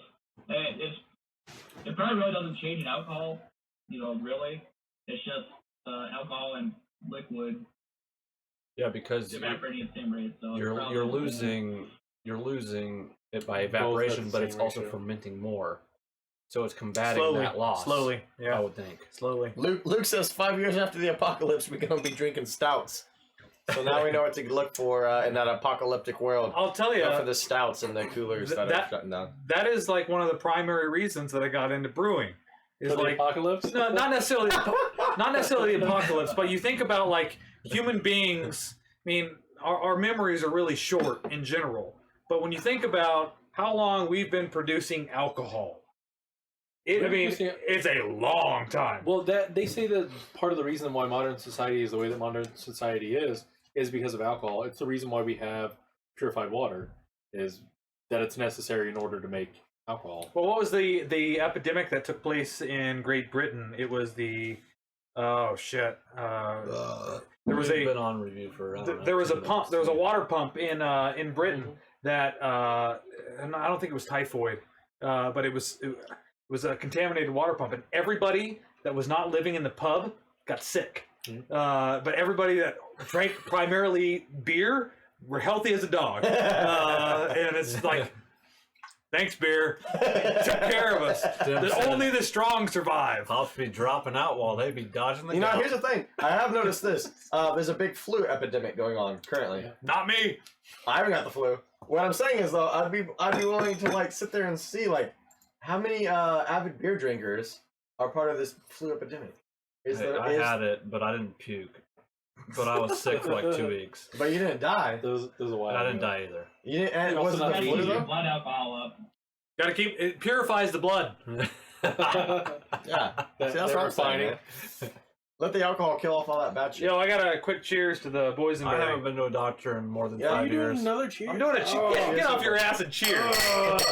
Cheers. Cheers. Prost. You're diminishing. You're diminishing. your Prost. cheers. All right, review time. All right, Tate, you're up.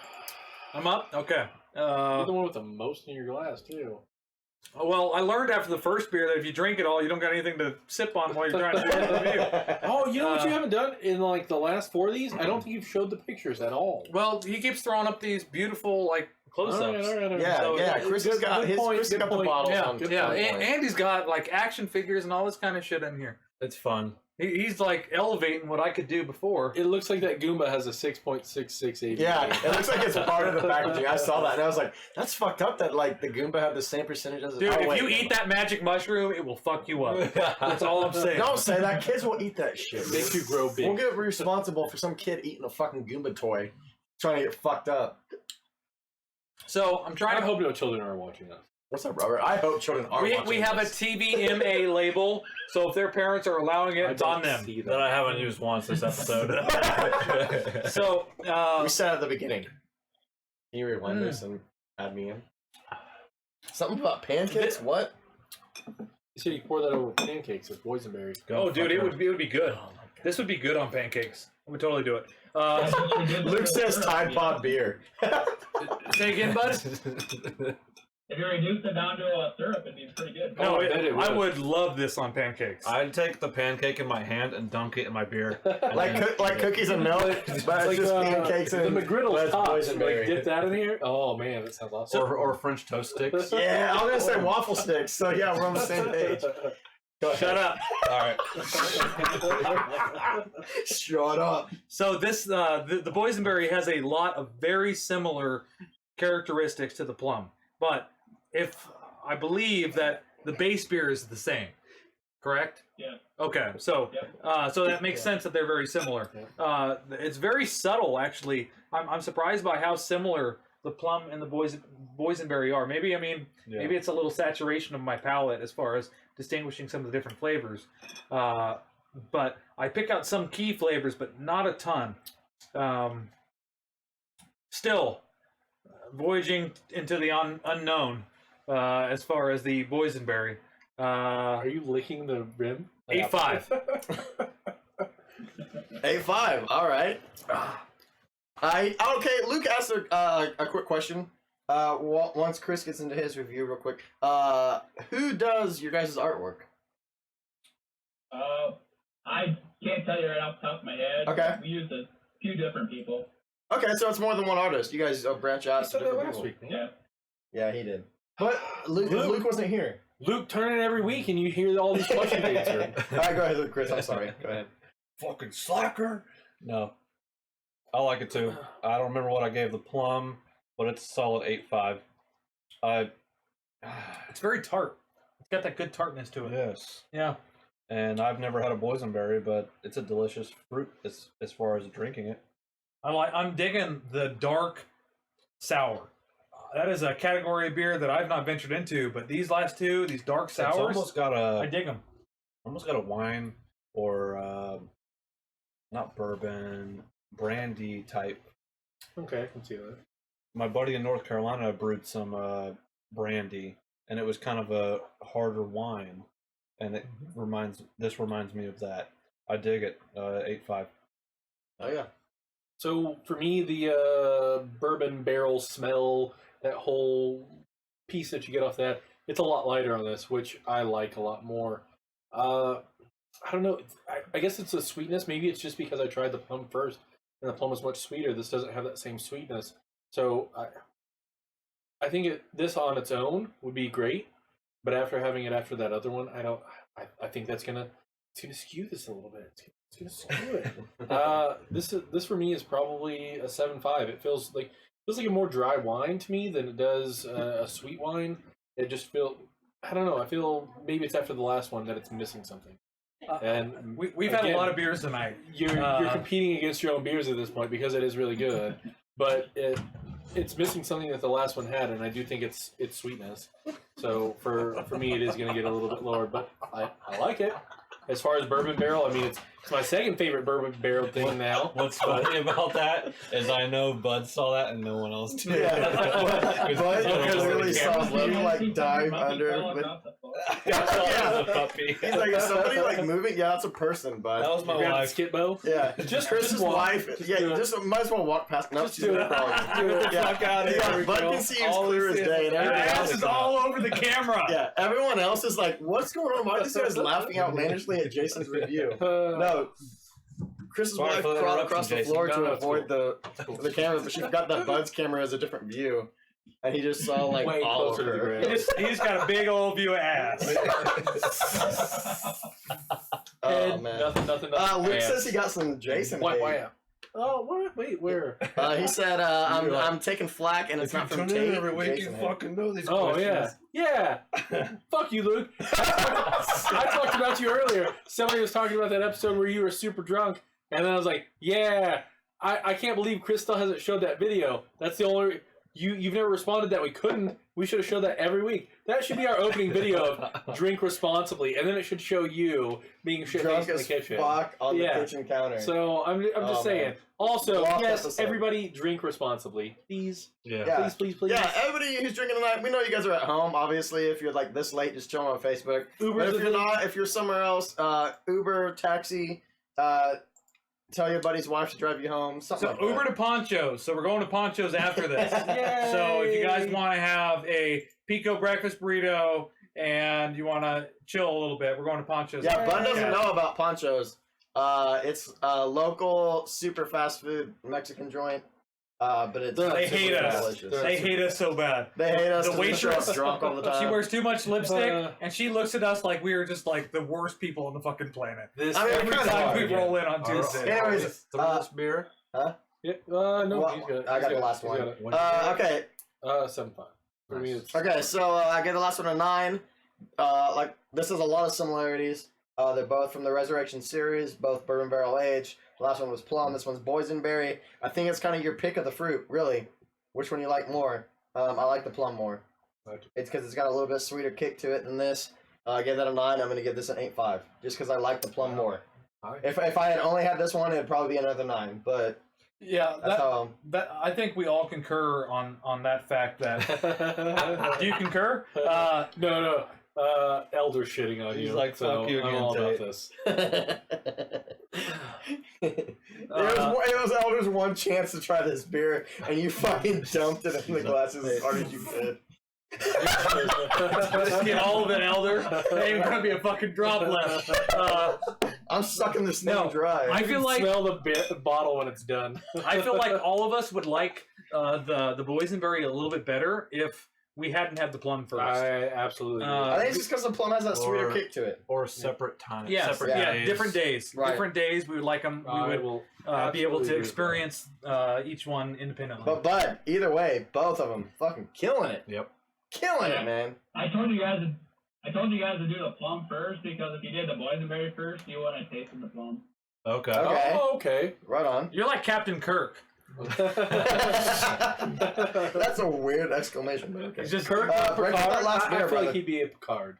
He'd be a Absolutely, you'd be a Picard. He just gave it a. Hey, break out Spot that Unholy, man. All right. We need it. Slam yours down first. the last beer of the night. Wait. Is this where Tate finally does it? We love to drink with Tate because Tate is our mate. And when we drink with Tate, he gets it down in 8, 7, Are you trying to have him 6, chug that? 5, 4, 3, Oh. 2. Finally. We've Finally. tried it's this like 7 different times, I probably. thought you were trying to get him to chug No. this. I'm like, fuck No! that. I wanna drink that. I want some of that. Ooh, I like chugging that. That tastes good. Actually, I have to chug. And I was this giving one's him a shit. straight I bourbon thought- Oh, barrel shit. style, so What was that? this is a straight bourbon barrel style. So. Ooh. He's like, be warned, motherfuckers. the Unholy. It's bourbon barrel. You want to update our background? Wait, so okay, so the other Unholy that we had was a sweet stout, yes? Yep. But so this one doesn't have the sweet. That? Our Unholy is just There a it is, sweet yeah. stout. that we add vanilla to for the vanilla version. Yeah. So this one doesn't have the sweet though. This one doesn't have the vanilla in it. Oh. Okay. So this will be interesting. Okay, I thought this was that version and then bourbon barrel aged. So this is okay. This is different than I was expecting. I'm glad you said that. Because I would have traced it and be like, oh, there's no sweet ever. Oh yeah. God, I'm so grateful to you, bud. Well, actually, I mean, so I'm grateful to you and Adriana because Adriana brought you to us, and then you sent us all this great beer. Yeah, shout out to Adriana. She's gonna watch it at some point. She always tells me like sometimes she doesn't get to watch it at night because of her work schedule and stuff. But she'll tell me like a day or two later, like, hey, I just watched your cast. It cracked me up. She always accuse me. Oh, when she's watching it, I have to hate this now. This is ridiculous. So we have to figure out how to get you here, other than you sending it to us. I mean, is this like politics where we send you a lobbying check and then you can distribute to us as promotional goods, or what is this? How does this work? Where are the rest of that, dude? You don't want any more? Oh no, I didn't. Just stock up when you come up. All right. We'll have to do that. We will absolutely have to do that. I won't push your generosity any further. You've been more than generous. I'll say when we do come up, we'll buy your beers. You can pay for shipping, but it'll kill you. Yeah. Oh. I bet. Speaking of, if that killed you, feel free to send us an invoice. Yeah. We will absolutely reimburse you. It's the least we owe you. That's okay. It's the least. It's the least we can do. Publicity. No, these are. Oh, Thank you. Yeah. Sincerely. Hey, real quick before we try the last beer, let's give a cheers to Bud. Fucking cheers. Cheers to God, Bud. you complain an awful fucking lot for somebody drinking a free beer. It's not that at all. It's that I feel like by cheersing every time, we are diminishing the value of it. No, it's absolutely not. One cheers for each sets of beers. Yeah. God, I get it. I get what you want to do. It's not correct. Sorry, I get so passionate. How close is the brewery to the airport? How close is your guys' brewery to Sioux Falls Airport? No, it's a great point. It's about 15 minutes. 15 minutes, Luke. Boom. Pick me up. Fly over here to Salina. Pick me up right now. Oh, Bud's on the. He's on the Facebook. Boom. He saw it. He's like, shut up, Dustin. I can read. Sorry, Bud. I didn't realize you were on. Ooh, while we're doing this one, what things do you have brewing that we can look forward to? What new things, what creations, what things are stewing in your head that you might try? How about that? A banana beer. Yeah. I'd like to do another New England IPA. We can get time to put it in there. Okay. All right. We do have a Dunkel in the tank right now. Ooh, Like the Immortal, right? What's that? No, that wasn't an IPA. That was a English style ale. English style ale. Yep. Yeah. But you have a Dunkel right now in the from- tank. Okay. That's interesting. We got a Dunkel in the tank right now, so I don't know if that'll be around when you get here or not. But Damn, that sounds. I love a Dunkel. I had a Dunkel this weekend. I'll bottle you a bottle and save it for you. Hey. Oh, now we're coming up. It's happening. We weren't going to before then. Now that we're promised the Dunkel. You've talked about it now. It's happening. 8 minutes from the airport if Tim's driving and there's beer wherever he's going. That ain't bad. Hey, Tim Phillips. If you're 8 minutes away versus the 10, we're in. I'll say, Luke, if Luke's swinging through there, like he was talking about, because he was the one asking, Luke, if you're the one picking up our order, let us know. Let us know. I mean, I'll buy yours as long as it's not a keg. I'm just saying, one person and 2 kegs. We get 2 kegs of beer. What are we going with? Unholy vanilla and what else? Immortal. I love that Immortal. Immortal and the Unholy vanilla? I'm going to have to rewatch last week's cast. I don't know though. It's a little fuzzy. Remember it? It's a little fuzzy. I don't know about that. Understandably. I liked them all. The Plum or Boysenberry too. Jesus. But that Brew Mortal sounded amazing too. Yeah. Ooh, yeah. So- Do you guys? I'm guessing there in the tap room you probably saw it, but like the Brew Mortal, do you guys bottle that or? Nah, it's just in tap room. Okay, cool. No, that's awesome though. An exclusive. It's basically our cold brew coffee we just put into the beer. That's fucking awesome, dude. Can you imagine Oh, the Lilith. waking up to that in the morning? The Lilith. I need a bunch of the Lilith. I got a question. Yeah, the Lilith is amazing. I got a question off kind of beer. Are you from Sioux Falls or from somewhere else and moved there through life? I'm from South Dakota, like mid-eastern South Dakota. That's where I grew up, but I moved here probably, 99, so I've been here since then. Okay, awesome. Do you consider yourself to be a Midwesterner? Oh, I was gonna say, do you consider yourself to be a big deal, especially now that you got this shit? We've got many leather Not a bound big books. deal, but I consider myself to be kind of a redneck. So. Oh, Midwestern redneck? I'd actually be a really worse redneck if my wife didn't keep me in line. So. There you go. Wait, Damn them does she not allow wives. you to hunt and fish? Is that what you're saying? I used to. I don't anymore. I don't have time. To do Oh, He worked a 24-hour day like last week or the week before. are you serious? I saw his Facebook Holy post. He's like, shit. "Yep, 24-hour day in the books. Damn. That's hardcore." Gotta get some brewed in sometime. But hey, man, you can tell what he does because taste these fucking Luke beers. says a 3-hour flight from here, and Yeah. with that plum and boysenberry, how does that work? Do you have some guy that's sitting there smashing plums and they throw it in, or do you just throw plums in while it's cooking? Or is it an extract or a syrup or what? They actually use Oregon fruit. They get a aseptic puree that's Oh, it's a puree. pasteurized and sanitary, so we just dump it in and put beer on it. Okay. Awesome. So you put the puree in first, pour the beer on top, and then strain it afterward? Usually we do. So we put it in the barrel. The two that you had tonight, we actually had the beer in the barrel first. We had to actually pull some out, put the fruit in, and put some beer back in to fill it up. Oh, Cool. awesome. Yeah.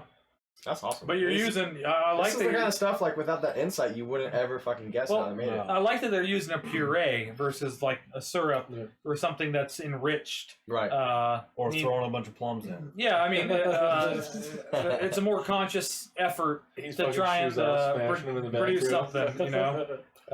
Bud's in there barefoot, just stomping the plums, man. Dude, Actually, you guys can't tell because he's used to it. Oh, He's got an upper posture, but like waist down, this dude's stomping plums right now as we speak. He's purple from the waist down. Instead of like one of those little like workstation bikes, he's just fucking sick. Yeah. Just smashing them with his I think it's toes. review time again, fellas. Oh no, I've got You know some more of what? this stuff. I'm gonna be 100% honest with you. I don't think I've drank this yet. Oh. So I do. I've been talking to Bud and everybody else, man. So I do have a question. Hey, Tim can answer because I know he knows a little bit. somebody just joined that you're probably really good friends with.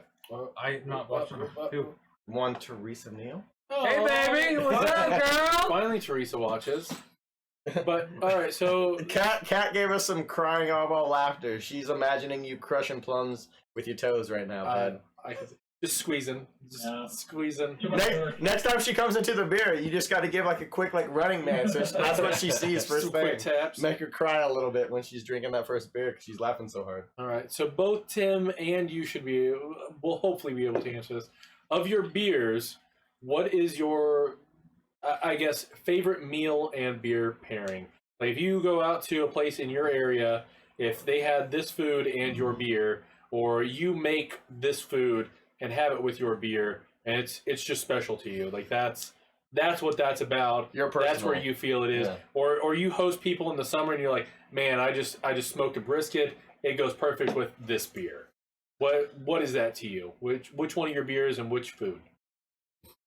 I would say if I had to pick, I would do a really good steak with straight Unholy with no vanilla. Oh wow. All right. Okay. Good piece of red meat. How do you like that? Medium rare, a well. It depends on my mood. It's usually medium rare. If Okay. it's hamburger, I like eating raw hamburgers. So. Raw hamburger. Hardcore. I was gonna say, Jeez. I take it you are getting some fresh beef and not just buying from the grocery Or store. at the grocery store. Oh no. That's hardcore, man. Oh, that is a I want lot to of see fun. that. No. I'm bringing a fucking half-pound of hamburger when we come up. I want to see you take a bite out of it. Wow. Go ahead. No. I eat the little, like the pound packages, like people eat cookie dough. So. Oh, what? No! This is the worst thing I've heard all day. I feel like you're kidding us. You're not, though. Have you tried it? No! He's like, babe, bring me the fucking beef right now. Have you tried it? Fuck no. I have absolutely had That's awesome, dude. raw Fuck hamburger, that. but it was when I was in Japan, and it's supposed to be completely sterilized prior to it being packaged. Don't be a pussy, Jason. It's supposed to have nothing going on with it. I don't trust a lot of the Hats stuff off that to we you, do man. here. As Holy far as that, I mean, that's why I we have might to worry have about to try it. salmonella. Ever had anything? You ever had anything called tiger meat? Oh no, It's No. basically raw hamburger with peppers and onions and seasoning. it kind of We have sounds that up here good. too, at some stores. Holy Damn, shit. dude. That's No. intense. I've never heard of this. No, sounds so no. That's why I like But- getting people on the show, because we get all kinds of different...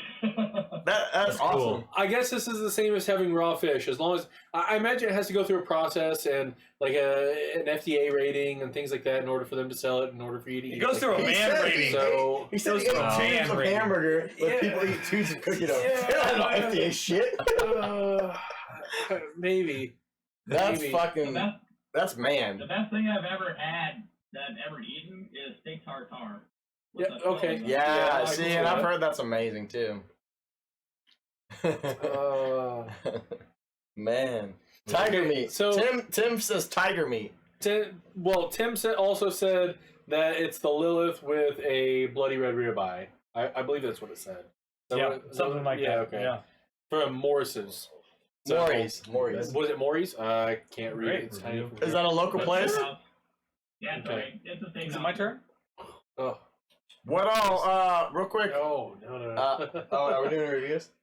Yeah. No, We're moving on. It's before Set it. to zero for... We've got this. Shut one. Jason up. 80 Go ahead and minutes. go. No, we'll keep talking Shut about it, your and then we'll fucking come face, back to the final review. That's fine. We're gonna keep people waiting. They want to hear what we have to say. They don't give a shit what we have to say, but we're gonna No. keep them waiting. What all is there to do there in Sioux Falls, man? What's some shit that you like to go out? Restaurants, the regular entertainment stuff. Disc golf. The theater. We usually just go. I usually just go. If I go out, it's to other breweries Okay, and maybe I do a movie. That's about all the time I have for right on. to do stuff. He's a So. busy guy. Yeah. Yeah, no, Yeah. I totally. Which Obviously, thank you again man. for making time for us. I Yeah, really very much. appreciate it. No, we absolutely So- appreciate that, man. Who said that? This is Luke. Oh my god. Luke sent a video to Chris, and it says actual footage of Bud smushing plums, and it's some old time movie of some ladies smushing grapes in an old vineyard, dude. It's hilarious. That's so good. Are you gonna, Can you try to play show on it? screen? Yeah, I'm try to gonna show it try. again. I'm gonna try. It's I Love Lucy when Was she's it I Love making Lucy? Yeah. wine. Here's Yes. here's Bud smushing some grapes, man. This is everything you can't see under his like chest height. He's just going to town on some plums, getting ready for that next batch. That's so All I great. can see is his crotch. Yeah, that's right. He's on Hangouts. All I can see is your. Oh, that's your- right. He wasn't up here. He was down. Oh, no. Which camera is he using? The one down here. He's using that low one? Yeah. Oh yeah, all you could see was all the nether. Good times. Good times.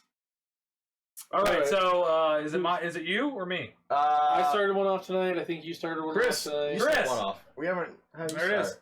The Unholy Bourbon Barrel Aged, And this is the regular. This is not the sweet version. Bourbon. 6.6% alcohol No by vanilla in volume. this one. Wait, did you say this is still 6.6? Yep. Is that Yeah, right? Bourbon Barrel Aged. 666. It's keeping it manageable. Doesn't get you overly fucked up, which I like. Because I can remember Yeah, tonight. it's not that 10.7. I can definitely taste the barrel Mhm. in this one compared to the normal. But there's also no sweet in it, right? As you said, there's no vanilla. There is sweet. There's just no vanilla. No Okay. vanilla. There's still okay. What's Chislick? It's little cubed beef that's deep fat fried. Oh, that sounds Ooh. amazing. That Like That's- cube steak, probably. oh, Or lamb, or whatever. Nice. this sounds awesome. I That's prefer the lamb chislick, but You Yeah. guys are north of us. Hell do you, yeah, lamb chislick. Do you guys get poutine up there? Is that a thing? Are you guys close enough? Is that a I thing? don't even know what that is. Oh no! It's from Canada. No! You say you guys aren't quite close With a enough. bunch of other shit on there. Yeah, fries Fries, with gravy and cheese curds. Cheese curds, Yeah. gravy. I've never had it, but it sounds good. Right? I'd eat the shit out of that. I'd eat that. All right, Chris, go ahead. This is a heavier tasting beer. And I think I like the normal better as far as being a beer that I want to drink a 6-pack of or a 4-pack, whatever. Ooh. But I could see this beer going really well with a steak or some type of Something meaty. chicken dinner, steak dinner, with a Chicken burger. dinner? Something I would drink with a meal. Oh, I'd drink this with sushi. I'm gonna Just give this. a big fucking platter of sushi. I'm gonna go with an 8. It's a solid beer. Something I wouldn't want to drink back to back to back, but kind of a savor the flavor beer. I like it. Like, you gotta appreciate it. You're not gonna slam it down. Exactly. You gotta love it, yeah. Tate, you wanna go next? Yeah, I'll go next. So, this is our third Bourbon Baron beer of the evening. They're gonna let you live it down. For anybody that doesn't live in Nefftown, it's our third bourbon barrel aged beer of the night, and Why do you guys keep doing this to me? so that would make our fifth bourbon barrel aged beer that we've reviewed on the show. Yeah. Fifth or sixth. I thought we did one way back when. Maybe with the we old did. Chub. Yeah, but even though this is our third one of the night, I still say that this is better than any of the other ones we had. Really? I like this better than the. It's just, I mean, it's not as alcoholic. Yeah. But it's not as harsh. I mean, when you smell this, compared to when you smelled that Victory at Sea, it's like, oh, okay, yeah, I can dig this. That Victory at Sea, whoa, fuck! Like you like hold it at arm's length away Not from to you. take away from your review, it gives me that warmth now that I've finished my beer off. But on the front end, it wasn't like, God damn, this smells like a liquor. And tastes like one. Yeah. But I've got that liquor feeling now in my gut. Spirits. Right. No. You guys are doing. I don't know if I want to say you're playing the middle ground between what other people are doing, because what other people are doing is so extreme that it almost is like it's unattractive to me. Oh, for a bourbon barrel? For a bourbon barrel aged type of beer. This is that. It's that balance. That perfect level. Yeah, that intermediate where it's not just like it's so much work to finish your beer. Like I said earlier, like you leave half your beer and you're like, nope, don't even want it. Because I've had that experience. Like, nope, not interested. I'm just gonna leave it. Was it the KBS? The KBS is rough. I mean, it's big. It's big. It's bold, but not necessarily for me. It's good in small portions, but this is that nice happy medium. I agree. It Doesn't doesn't. you would drink a full glass of this? I'm happily. This is good. I'm more too worried about that percentage value. Yeah. Rather than the quality, taste, and being able to finish one or two. But usually they're synonymous. They come hand in hand. If it's bourbon barrel aged, it's 10+% already, and it tastes like fuel. Like that's like liquor. Yeah. This is 6.6%, but it still gets some of the characteristics that you're looking to get out of those bourbon barrels without being too much. Yeah. So I mean, unless you're like just a bourbon barrel enthusiast, this is a great way to get introduced to that, and it's something that I enjoy drinking more. So I'm gonna give it an 8. Nice. You or me? Before either of you start, 1 out of 2, or 1, 2, 3, shoot. Yep. 1, 2, 3, shoot. Yes. You won. Before either of you start, what do you think so far, bud? As far as our reviewing process, are we retarded? Are we doing all right? We might be retarded. What are your thoughts overall? I feel retarded. Yeah. Total retard. He says, "Yeah, you guys are retarded as fuck." I agree. No, I like it. They're good for you. So. So, as far as bourbon barrel, third one of the night, I like this. As far as just the, I don't know, the style that it has or the cadence that it has compared to the other two, I place this as far as bourbon barrel between the Plum and the Boysenberry, with the Boysenberry being on the lower side and the Plum being on the higher side. As far as the Unholy, if this was the first time that I had an Unholy, it'd be great. This would be absolutely great. But I do really, really like the actual Unholy and it being a vanilla sweet stout. I mean, it's very unique. Well, this is the actual Unholy. Yeah. The other one is plus the vanilla. It's plus it. But I do like that one. I think it brings it out a lot more. And I believe you said it's one of your best sellers, and I can absolutely see why, especially with this being the bourbon barrel aged counterpart to it. As far as a beer, I mean this is really solid. It's absolutely solid. There's not anything that I don't like about it. I don't. Maybe this will change my opinion before I actually make a score on it. What is the purpose of bourbon barrel aging any beer? I think that's the point where it will tip this one way or the other for me. We just try to brew stuff that people drink. Yes. I love that. I love that. The bourbon barrel, I mean, some of those I don't like. I mean, probably blasphemy to some of the people out there, but Bourbon County, way too sweet and over the top for me. I can't drink it. Yeah. This one's more mild. I don't think it gives you the over the top bourbon flavor. No, not at all. I think it's pretty smooth for drinking as far as beers go. So, I mean, I don't know if I could drink over a glass of the Bourbon Barrel Unholy, but it's a good pint drinker. Yeah. I'd say. Yeah, I agree. I would absolutely agree with that assessment of this, and that's why I was curious if there's an actual pure addition to bourbon barrel aging something, if it adds something other than some of that aroma, if it adds a little bit of some after notes, things like that. I didn't know if it adds something to this. If fermenting it for a while and that actually adds something to the overall process, to the overall complexities of the flavor, anything like that. As far as this, I do have to say it's somewhere between both of those, just like I said, as far as the smell, as far as everything that it offers. I mean, this to me, I would absolutely finish a glass of this. I would order a glass of this. If I was going out for a decent dinner, I would say, hey, oh, you have that on tap? Great. Give me one of those, and then I'd follow it up with something a little smoother. It's going to go an 8.25. I think I rated the one an 8.5, the other an 8. This is going to have to go with an 8.25. It's definitely good for at least one glass.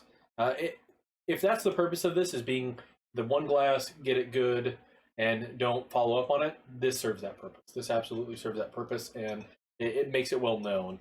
It's not overwhelming in any of its flavors. It's not overly complex. It's not overly sweet. It's not anything. It's just, I don't think I'd continue drinking this with other options after one glass, but it would be a great starter. It would absolutely be a great starter. It'd be great with the steak. It would be. This would be great with meat, because it feels heavier, even though it's the same as the other Unholy, but it's not as sweet. So it's. And I'd have to agree with you on the one glass thing. I don't think we made it for multiple glass purchase. Right. Okay. So it's more of just a one glass. Have it, and next time you come, have one more glass. Yeah. So I would imagine this is not something that's served in your 4-packs. It's just served in the bomber and on your tap. Yeah, and it was just, I think we only had 2 wooden barrels of it, so it's just a one-time. Okay. As far as right now, it's a one-time thing. Yeah. Okay. So. All right, that's a great beer, though. We're privileged. Yes. We are privileged. I feel to be blessed with this wonderful beer. But probably won't ever be able to have it again. God damn it. Also, with the bourbon barrel or the Boysenberry and the Plum, those were just one barrel each, so they were very limited. Holy shit! Oh my god! Don't tell us that, man. Oh my god! There's some rare beers. Yes, I love rarity. This is the whole. We point. were already like, oh my god, Yeah. Bud sent us so much beer, so much awesome beer, and now you're telling us we got like the ultimate limited edition. We gotta keep fucking these beer? bottles. No, Yeah. Elder right now is literally crying himself to death He's losing in his room. mind. He's in his bedroom crying himself to death. We didn't bottle the whole barrel. We just did 30 bottles of each. Wow! Holy shit! Oh god. Oh my god! Do you have any Boysenberry left? And can I pay you to reserve it. No. I'm so happy about this right now. Fucking Elder. Fuck Elder. We hate Elder. I do have one bottle left, but It's for you. It's for you. maybe I'll save it for you guys when you come up. No. No, If there's only one, it's yours. That is yours. Don't listen to Jason. When we come up, we'll drink it together. We'll So drink you it, can man. Snapchat We'll to Elder that absolutely we're drink it. finishing it. Hey, Elder, guess what we're drinking? Uh, The Boysenberry. Also, when we come up, not if we come up, when we come up, Tim says unless please I make come yourself to the tap available room. so that we can take you to dinner. Look, real quick, before I get my review. I'm going This is supper. Tate Hate, baby. All right. Place of your choice. Luke says, how did you guys find Hydra? A good friend of mine, Adriana, was up there for a Doom festival in that area. They stopped at some local breweries. One of them was Hydra.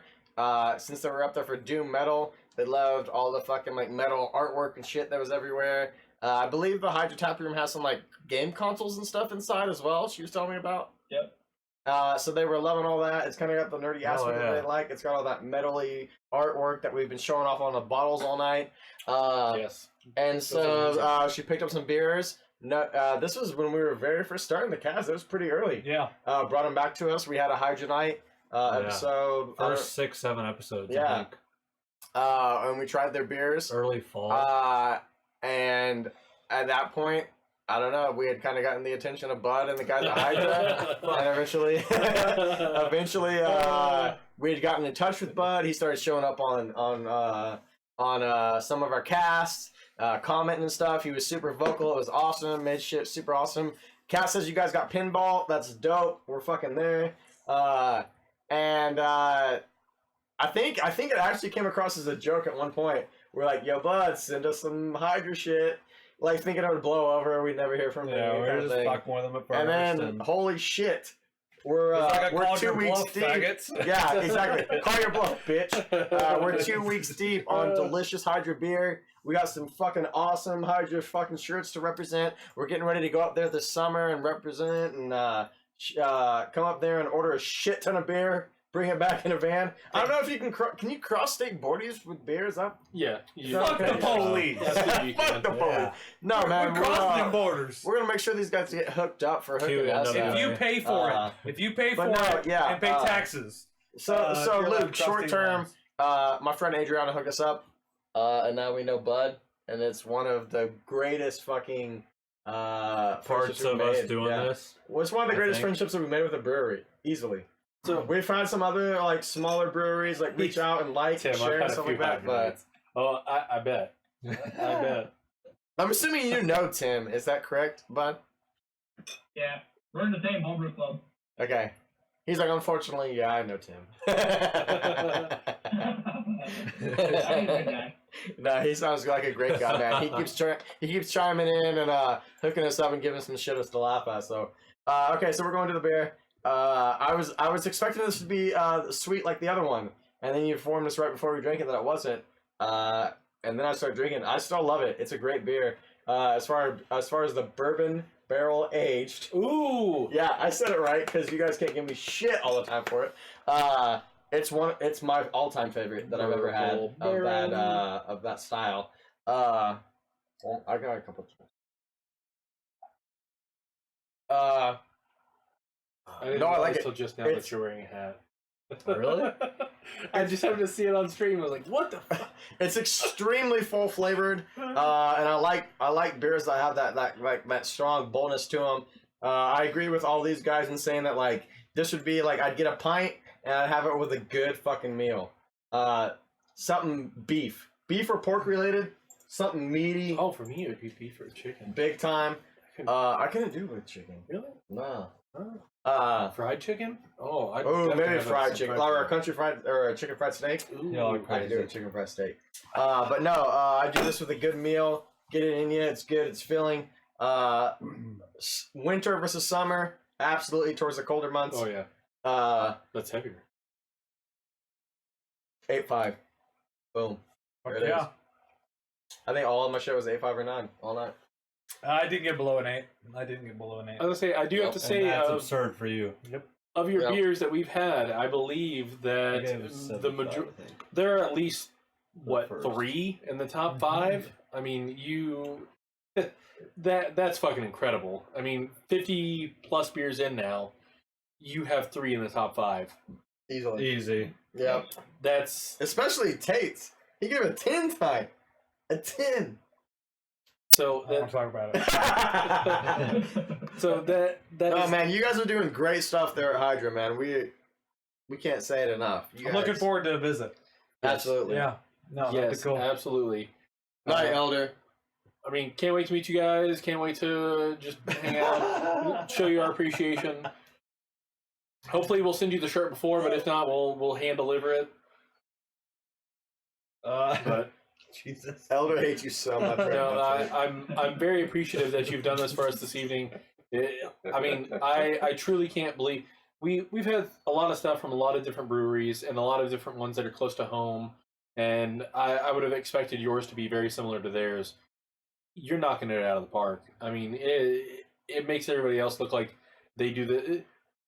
You seem like the mom and pop's diner. They seem like McDonald's. I mean, it's kind of like, oh, I could go for a burger there, and it would still be all right. But I will definitely go here when I have the choice. I mean, we have a lot of local breweries, right, a lot of Kansas breweries. I could have ate KFC today. I went to Jim's Chicken. This is like the Jim's Chicken of beer. It's like, so we have a lot of local breweries in Kansas. We have a lot of small breweries. We have a few that are big. Free State, Boulevard. Those are Kansas, but Wichita they're Brewing, bigger. Defiance. Yeah. What the Flyboys. I mean, we've got a lot going on. But I mean, like even the smaller ones though. I don't know, man. I wish that I had a smaller brewery that was doing what Hydra Beer Company is doing. Spitting out something that was as unique and as well executed. The closest I've had is CSB out of Wichita. Yeah. Central Center Brewing. Yep. They're the closest I've had, and even then, like especially after tasting these, because this gave us like, okay, we've already had a few of his. Like, I for the most part, we've tasted a large variety of what you guys have to offer. Yeah, bud. How many do you have overall right now? I think we've got 15 on tap right now. Okay, so we've got a pretty good section out of it, at least 12. God. Yeah, we don't bottle all of it, so cool. Is that South Dakota or North Dakota? South. South Dakota's doing it strong. Yeah. But I'm saying like even out of that being, I think CSB has like 12 beers on tap.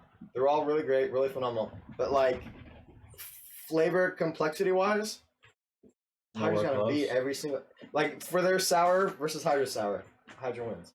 For their stout versus Hydra stout, Hydra wins. Hands over fist, man. You guys are doing it great. Bud. Do you guys do a rye? thanks. Nope, not yet. No? He's like, not yet. You thinking about it? Give me a couple weeks. I'm gonna do some research. No, man, we appreciate you guys so much, especially you, Bud, man, reaching out, joining in on the cast, commenting, making shit lively, taking the time out of your night tonight to hang out with us. Getting a little crash course, make sure everything's set and shit. Yeah, man. It's good of you. We appreciate that so much, man. Yeah. So hats off to you. Any and everyone watching, if you want to order through us when we go on our trip, feel free to put it in that order. You can send it to us if you bump into us. Send it to us. You guys got a couple of weeks, months, if you whatever. comment on it, we'll take you down for it at your word. I'll probably have you prepay if you just comment on it and not send us an email. That way I can trace back to you. But you know, we've got a couple spots in the van, stuff like that going on. We'll announce a couple of weeks before we go up so that people can start putting in orders. But we want to make sure that Bud and Hydra get a turnaround on this because like they hooked us up. Absolutely. And we want to hook them up, especially for how great these fucking I've beers enjoyed are. their beer. Yes, very much. It has been incredible. So I really want to make sure that we stress the fact that we want to support them in any way that we can, and hopefully when we come back down here, we can convince maybe a distributor or a store or something to seek distribution. I mean, I'd really love to be able to just purchase you in our stores. Absolutely. Man. I mean, I would absolutely love to be able to do that, and I would do that. I can guarantee you on a weekly basis. Every one of us drinks on Tuesdays, and then probably one other given day of the week. I would give that one other given day of the week to you guys. I absolutely would. Bud, you got any final words? Any final thoughts? Any prayers, consensus? No, just thanks for having me on. No, absolutely. thank you. This Thank you is so much. way more you. when you guys come up, I still got a bottle of the original dark sour that wasn't in bourbon barrels. So. Ooh. We might do something special, man. That'd be awesome, dude. We're so set. We're so. Nice to me. I'll share it with you. Hey, we'll get you some fucked. Hey, we'll bring you up a tube of that good Kansas beef. Yeah. We'll bring some moonshine from Kansas. What should we do? One last cheers? Yeah, I think we're all beer. getting empty. I don't got any beer left either. I drank it all. This is incredible beer. One last cheers. That's what it is. Thank you so much. Let's get a last cheers. Everybody who's watching. So much. Everybody who's giving. Everybody who's watching tonight, give a cheers as well. I want to see it all caps. Bud has been amazing to us for the last couple of weeks. Him and Hydra, they're doing it right. Again, we can't thank you enough. Bud, don't hang up as soon as we close this out. We're gonna end it with them, and we want to, give you a couple more things and shit. But shout out to those guys, Sioux Falls Hydra Beer Company. They do have an online site where you can get some merch and stuff from that online site, right? Dude, something like this sweet fucking morning. I don't do the online stuff, but I think you can. Okay, so yeah, check them out, guys. At least check them out online. See what you can do. And like I said, we're gonna go up there this summer. If you're interested, hit us up. Message us on Facebook. Get your order in. We'll get you money. We'll go up there. He makes the beer. He doesn't fucking market. Yeah. That shit's for the pin pushers. We're gonna get this shit back. Hey, Tim, Kat, both cheers, Kat. Both from Cheers, Kat. Tim. Cheers to you guys. We love you guys for joining in tonight. The last couple of weeks, you guys have been a big part of this. We appreciate every awesome. part of Luke, Elder, everybody who's been there. Hide your kids, hide your wife. Hide your beer. There we go. No, we love you guys. Cheers, 100%. Brews Bros BS, episode 25. Peace. Guys, we're a quarter way through that 100. Join us for the next. Man, that's true, Let's go. isn't it? Oh no. Oh. Cool.